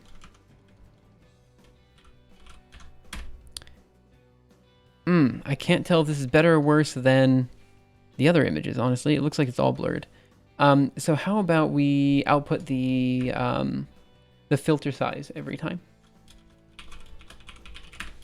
So here we have this, we have that. Okay, so let's go here, and when we return the filter width, let's also print out the filter width. I imagine most of them are probably all going to be of size 15. And I think that's just what happened. So let's see, we want this, I believe. Probably should have ran with fewer points. But, we'll, live and learn. Just Control C. Let's just run with 1,000 points. 10,000 points should be fine. Okay, so all of them are a filter with 15, which means we're just blurring everything, which is probably what we expected at this stage. So let's go over here, Control C. Let's no longer print it and see how long this takes for 1,000 or 10,000 points. Okay, so now we have to think about it again. Let's see, maybe we make it so the threshold is slightly lower. Yeah, actually, we probably want it a lot lower now that I think about it. Yeah, so let's do like something like this divided by 10 or something. Blurred pixels, max val divided by 10 or something. Control C. Go up here, find filter here. Nope, next one. We're going to print line filter width. And then we're going to run it again. Okay, so they're still all size 15, which again might be what we expect. Because in this point, like at this stage, none of the pixels are like next to each other. So I think this is probably fine. Okay, let's try this again. Let's run with way more points and see what happens. And essentially what we're looking for is any filter that is smaller than 15. That's what we're looking for. So we're going to give it a second. What is threshold and filter width doing? It's two separate arguments, right? So it's if number of points, number of points is less than the threshold. And, oh wait, some of these are less than 15. Okay, we're getting something. So we'll let that run, which is great. But yeah, okay, I could parse that a bit better. Let's put parentheses around that. I mean, Julia knows what's happening, but I think I should parse that a bit better.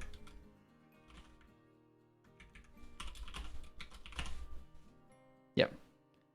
Right, no, that's fine. I mean, yeah, so some of these are 1. So it seems to be doing something different. Let's just give it a second to run. And yeah, we'll see if we can get like some higher definition areas and some lower definition areas. So that's kind of what we're hoping for. And if that works, then yeah, I think, oh no, that didn't work at all. Oh, what is happening? So,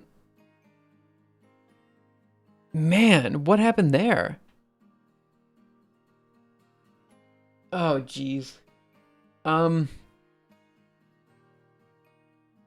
all the blurry areas are fine. All the blurry areas are fine. So, I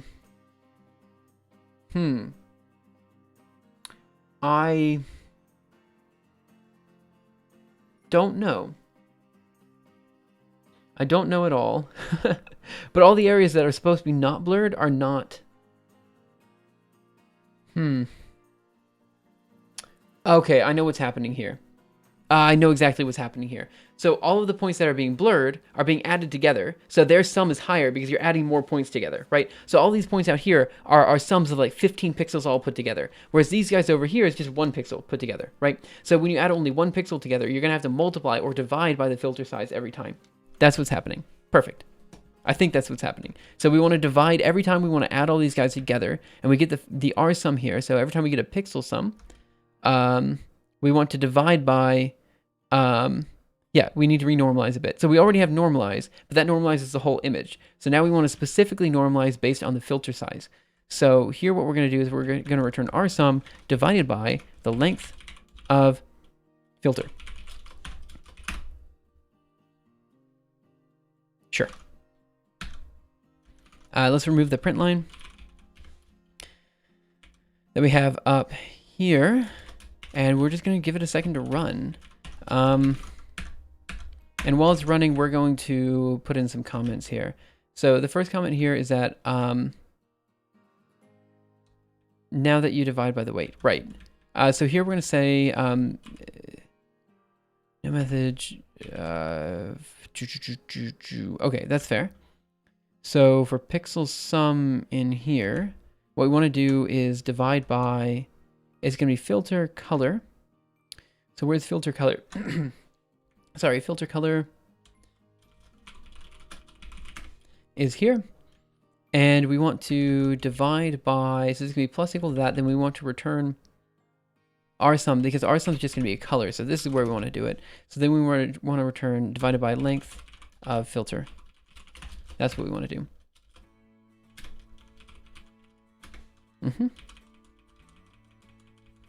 Okay, let's just go down. I know what I'm looking for.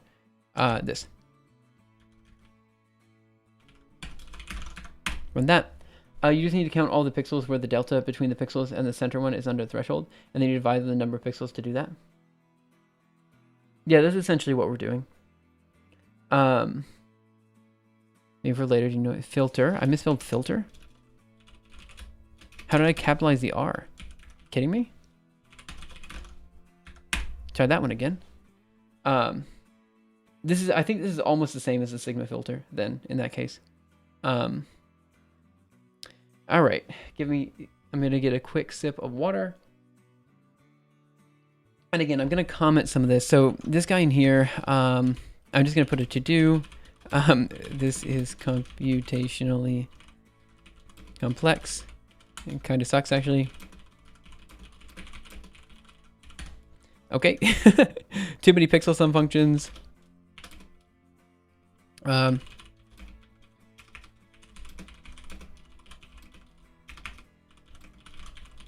Okay, so let's see what image outputs from this. Again, it's kind of hard to do this visualization without having a huge number of points because, yeah, so it takes some time. We're on check.png.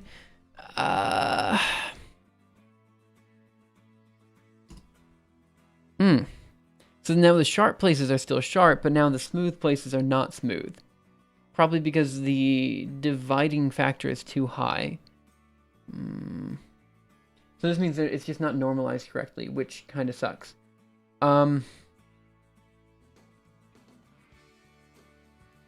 Okay, so we could...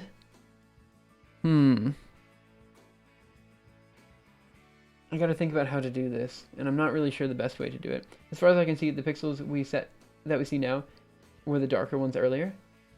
Right, exactly. So now we're overemphasizing those, which is weird to me because we're dividing all of them by the pixel size, the filter size.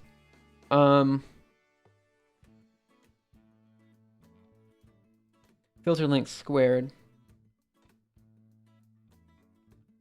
Why would it be filter length squared? Filter width squared. Wait. Well, it's the length of filter. So the length of filter is going to be like 9 or something like that. So you summed 9 points together, right? And then I thought you just divide by 9, right?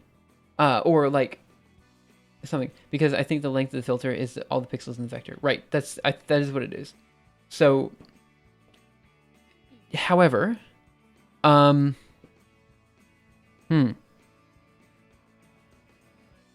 okay, but so this is at the filter color stage. So we're just adding the filters. We are adding all the colors together. Hey, Indri, how are you? I hope you're having a great day. Eindry, maybe? Uh, sorry if I'm mispronouncing it. Let's see. Evening, I already said hi to you, I thought, a while ago. But hey, how are you? Okay. So I thought this would be okay because we're summing the length of the filter together. And I was just saying, oh, okay, fair enough. Sorry. For debug reasons, try to return only the length of filter. The length of, I know what length of filter is, so that's not a big deal. At least you can see what range it is. Yeah, so length of filter, we know exactly what the length of filter is. It's not a big deal because we were already outputting the filter width, and the filter width is going to be 15, so the length of filter is going to be 15 squared or something like that. You know, something like that. Okay.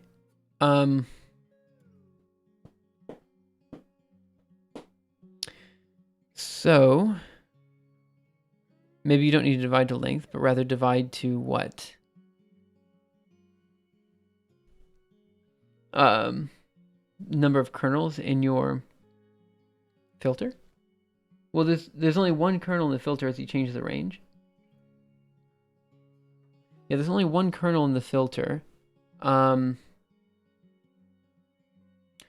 doing well. I hope you're doing well too. Yeah, I'm doing okay. But I think I figured out what it is. Oh no, the filter size changes, right? So the filter size is, for example, 15, or for example 9, or for example 1. You know. But I think I did figure out what it was. Okay, no, I know exactly what this is. We want to divide by not the filter.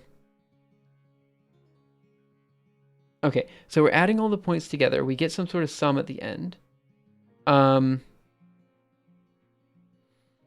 Maybe we just normalize at that stage, right? So maybe we have the filter. So the problem is the filter is a Gaussian, right? And this Gaussian weights some. So what is the? Let's not do the length of the filter. Let's do the sum of the filter.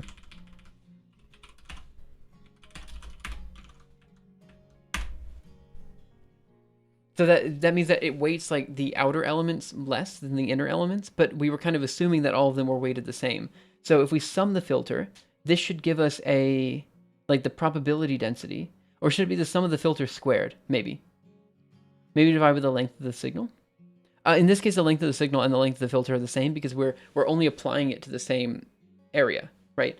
But I think it should be, maybe it should be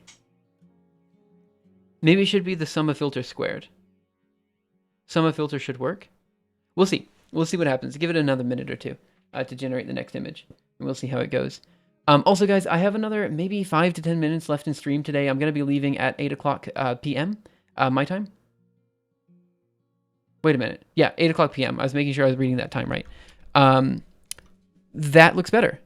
I think this is right. Well, it's close. Very close. It's closer. So we see that we have sharp areas in here, and we've blurred areas over there, but it's just not quite right. We still have all these points in here. Let me try sum of filter squared. The absolute value, sum of filter squared. Yeah, it's not quite continuous, right? So that's the thing. There's little bits in there. But if there's anybody that you want me to raid at the end of stream, feel free to let me know. I should be doing work instead of procrastinating here anyway. That's okay. I should be doing work. I was just letting you know. If there's somebody that you want me to raid, let me know. Who's even live at this point? So we've got Small Ant. Let's see. We've got who's doing some. Anthony Writes Code is doing some AWS stuff. Caitlin V3 does some great stuff with reviewing books. That seems kind of fun. Tainu doing some math. Strager doing Friday Lives Matter. Yeah, we got some people. We haven't done strange parts before, so maybe we could raid someone new. That seems fun. I should work on my personal stuff as well. It's only triggering on filter size 1 and 15. Oh no, you're right. That made it worse. Made it way worse. Okay, you're right. It was not filter squared. So you're saying it's only So glad to find you. This is very fun. Yeah, thanks for stopping by. I really appreciate the chats. So you're saying that it's only triggering on filter size 1 and 15. I don't understand why that would be the case. I don't think that's what we saw before exactly, but maybe it is. Well, let's take a look. Let's just run it one more time. It'll take another minute or two to run, and then we'll see what it looks like. Try length of signal. We just tried length of signal. Well, length of signal is the same as length of filter in this case. I don't remember if I see you in Obother streams or if I just keep forget seeing you here.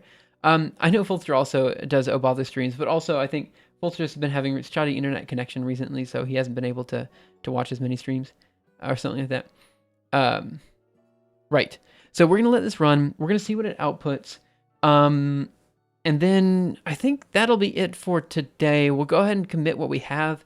And I'm just going to say that in the filter color here to do the normalization of the colors seems off. 1 second. Creating a spotty output. Okay, let's take a look at what we have here. Oh, that was not what I meant to do. Mirage check.png. Okay, like from a distance, it doesn't look bad. It's just as you zoom in. Yeah, so here we're seeing, yeah, so we have like a very high dot there. A dot here. It could be a filter width issue. You're right. It could be that the filter width is only finding filters of width 15 and 1, for example. That could be the issue. Yeah, that could definitely be the issue. So let me zoom in a little bit further. Oh, that's not going to work. That just crashed. Yeah, that definitely just crashed. Okay, that's fine. Yep, I know. Okay, well, perfect. Print the filter sizes. We were printing the filter sizes, but there were too many of them. So because we were printing the filter sizes, we only saw 15s and 1s. In fact, I could probably just scroll up. Here are all of the filter sizes. I mean, they're all of size 15. I reckon most of them are of size 15. So. But what we could do, and it sounds really dumb. Instead of doing print line, we just do print, which will not do a new line. And then we do filter width and we do a space. All right, let's try that. And this will just print them all out on the same line. And then we should be able to see them all next to each other. And then if there are any that are not 15, we can find them pretty easily. I think. Well, give it a second. Okay, so in...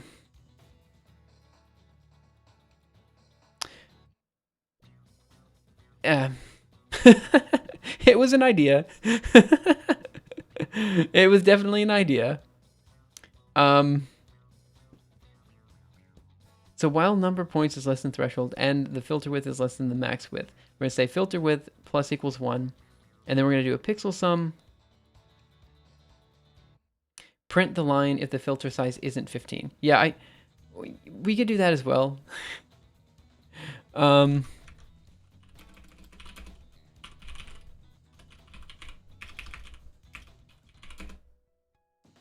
There was a 0 in there.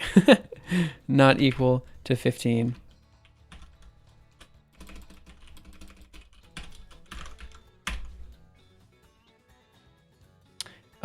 What technology are you using? Right now I'm just using terminal technology. I'm just printing to the terminal. We're using Julia.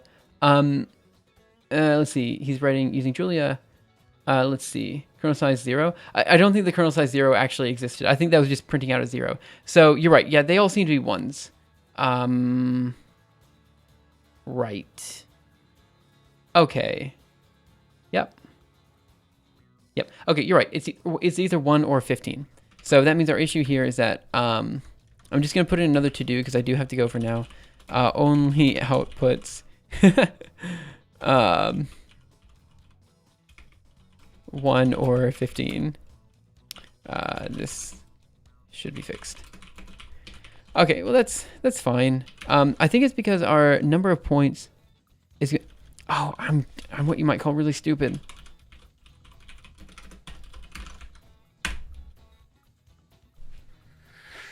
I wasn't changing the number of points inside the while loop. This is very cool that you make your images by a very complicated mathematical algorithm, but you still analyze the final result by your neural network, kind of guesstimating the result. Is no function for is less than pixel sum. Pixel sum returns. Oh, it will return a pixel value because rsum is a pixel. But actually what I want it to do is return just this there.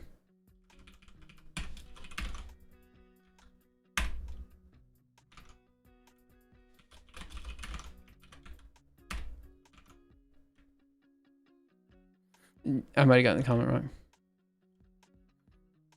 wrong. 0 at the end, am I a joke to you? Maybe.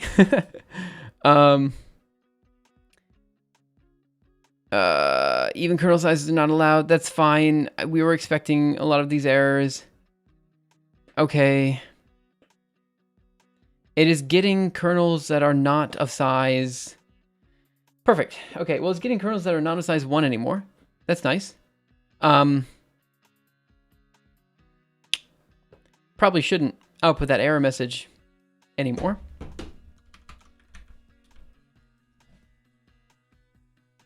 I think maybe this is what we want. It looks blurry out here, and it looks not as blurry in here. I don't know if that's actually what we want or not, but it's closer to what I think we need. It's closer. Okay. So we're going to say the computation in here is still not quite right. The normalization colors seem off. That's still something we need to figure out. No, wait. Yes? No, I need to think about this. Maybe. Let's go ahead. I'm going to put a big to-do in here and remove this to-do because it no longer rotates the image. We figured that one out. So the to-do here is we're going to say, probably shouldn't print anything anymore. All right, there we go. Get status, get add, source image tools, get commit -m, attempting variable filter sizes.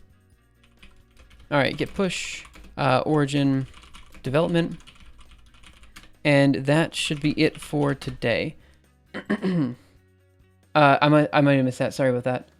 Who Julie programming was he drawing fractal with? Oh, it's the images images directory or images package. So it's I can show it to you right now. So it is write image here. So what I'm doing is I'm outputting an array of RGB pixels, and then I'm just outputting it to an image.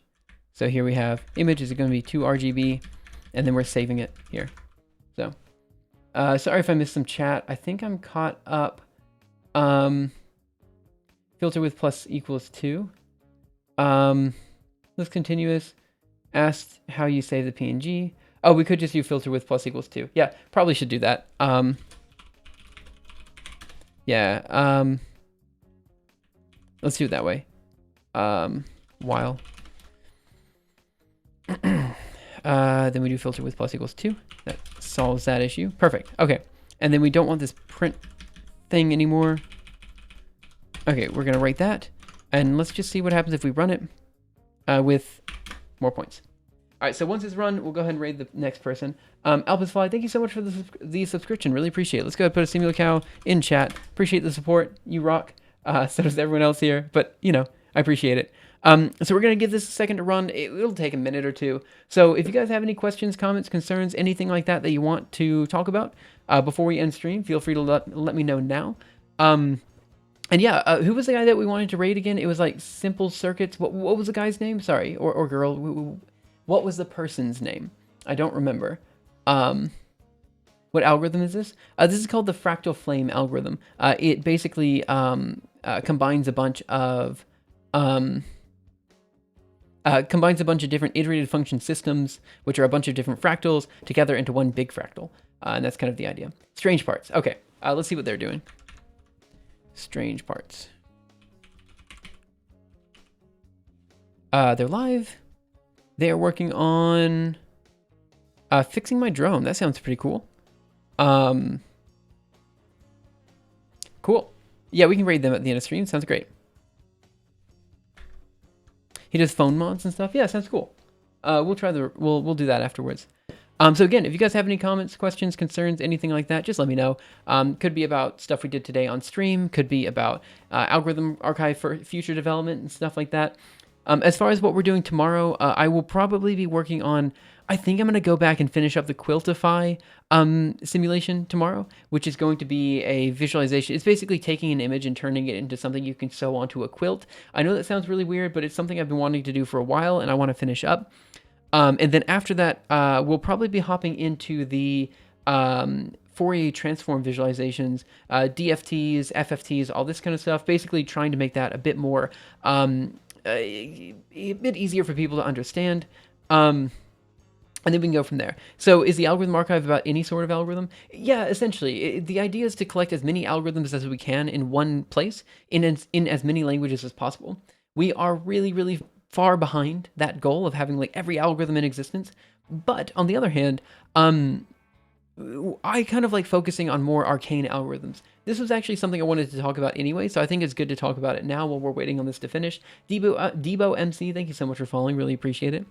I was realizing that when I was going through all of my like YouTube comments and stuff like that, all of the comments that we're getting on Twitch VODs, just uploaded Twitch VODs to YouTube, there's one particular algorithm that is people are constantly going to and they're watching, and it's not one that you would expect. It's dense matrix renormalization group, DMRG.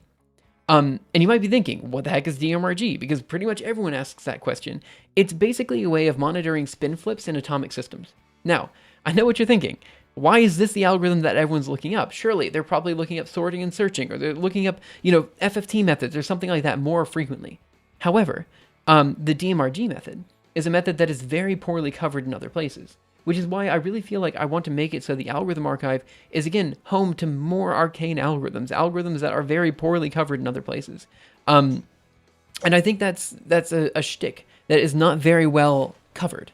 Like there's a lot of things like the split operator method or something like that. Just people didn't cover that very well. So it was nice to have, a place to put that. We have a chapter on computus, how to calculate the Easter algorithm, which again, wasn't particularly well done in other places. So it's stuff like that I feel like we should really be honing in on these, abstract, arcane methods that people don't usually talk about.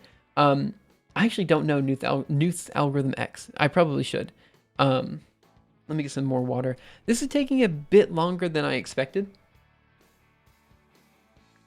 I don't know if we should wait for it to finish. Maybe we should. I mean, we've been waiting for a while anyway. We might as well wait for it to finish. But yeah, that's why tomorrow, again, after we do the Quiltify stuff, which is going to be using, the kernel should not be 30 now. It should be 15, but I see what you mean. But yeah, so hopefully tomorrow we'll get the Quiltify stuff done, and I'm actually really excited for the FFT stuff. I think I have a really cool, unique way to visualize the Cooley-Tukey method that will make it much easier to understand for people who are trying to figure it out for the first time by basically projecting it onto a DFT. The max width. The max width is still 15, so it can't get any higher than that. But it is taking some time. I don't know where we are in the algorithm either. Like, are we just waiting on the points to be generated still? Oh, the image is done now. Perfect. Mirage check.png. Okay, so here is the final result of today's stream. I actually think this doesn't look bad. We have the blurring out here, as you would expect, and I think that's really good. And then as you go over here, yeah, sure, we see some points are a bit higher, but it doesn't look as pointy as before. So, for example, here is what it was before. I don't know. Here's what it was before stream. Okay, and note that it's really grainy in here, and up here as well. This is just very grainy, right? So essentially, all we did today, all we did today was get rid of that graininess. And is it even that much better? I don't really know. I mean, it's still kind of grainy. It's just not as grainy. Well, I think it looks a bit better. Is it worth the time investment? Maybe not. But, you know, we did it. So, yeah, we did it. I think it does look better. I mean, maybe not like a huge amount better, but better still. Okay, well, that's it. You could do a difference to see if you have an error. Yeah, I could do that. I could just read the two images in and subtract them. Let's actually do that right now. I think I can just do using images. All right, we're going to say, sorry, using images. And then we're going to do image 1 is going to be equal to load. I believe I can just do check.png. What image is there? So let's do IM show. Wait, one second. IM show? What am I looking for here? Using image view, I believe. And then I think if I just do, is it IM show? I don't remember what it is. Just show image? There's a way just to show the image. So I was going to show the difference between the images. It's not going to be too long. It's going to take like a minute. It's not that hard what we're doing right now. I think IM show is it. I think so as well. I just keep forgetting. I always have to look it up in some older scripts. So give this a second. Pre-compiling things take some time. I was expecting this to take a minute, but now I'm realizing we're going to take a minute just doing pre-compilation, and that's okay. I don't know what it's supposed to look like, but it sure looks smooth. Right, like, I guess. I don't really know. Cool. Okay. Oh, you know what I just realized as well? I think I did more points. One day you can draw some happy little trees in a cabin with your algorithm. A lot of people have said that I sound like the way I talk is a little bit like Bob Ross, which I take as a compliment. But I need to be more like, yeah, let's put in a happy little algorithm here. I had to do some upscaling using FIR filters at work. Those are some nice applications for FFTs as well. Yeah, so also to do the fractal flame method, in principle, I should also be doing super sampling, which is kind of what I'm doing, but not quite. Isn't it more common to do this type of thing in Python? It is probably more common to do this type of thing in Python, but for reasons that you'll see coming up, not next week, but the week after next week when we start to do parallelization for this method, I think you're going to start to see that Julia really does shine in that case. And also, you know, this might seem to be taking a while, but I think if we were doing it in pure Python, it would take a lot longer. Although, admittedly, we're just waiting for pre-compilation time for image view. So, you know, IM show image.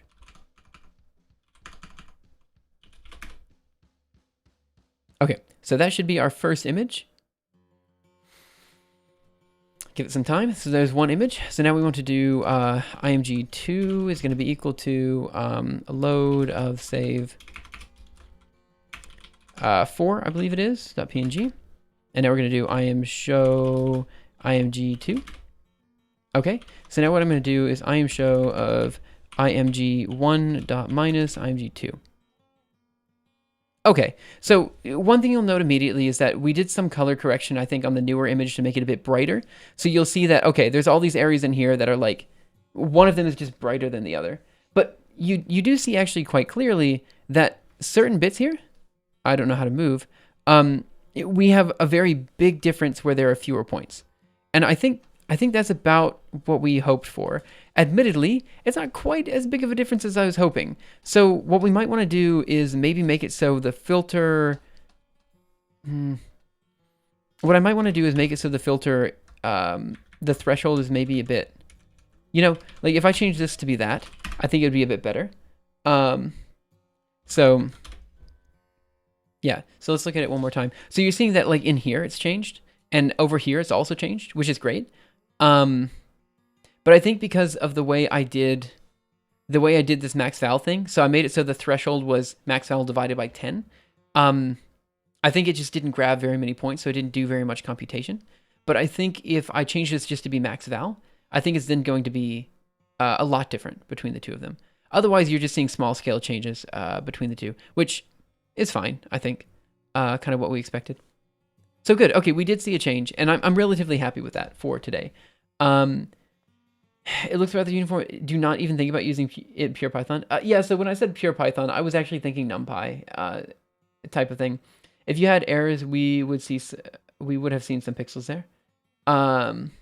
Right. Basically, you have a lot of NumPy code, and that'd be much longer than in Python, I think. Although now I'm working on... Wait, I missed a lot of chat here. Although now I'm working on them in JavaScript so I can make interactive versions. Basically, you have a lot of NumPy code, and that'd be not much longer in Python, I think. It looks rather uniform, in my honest opinion. If you'd had some errors, we've seen some pixels there. Okay, I think that's it for today. Who are we rating again? You guys said their name. I looked them up just a second ago, and I've completely forgotten their name. Who are we rating? Strange parts. Thank you. Okay. I think that is it for now. So even streamlining a bit with C code. So let's go ahead and start the raid on strange parts.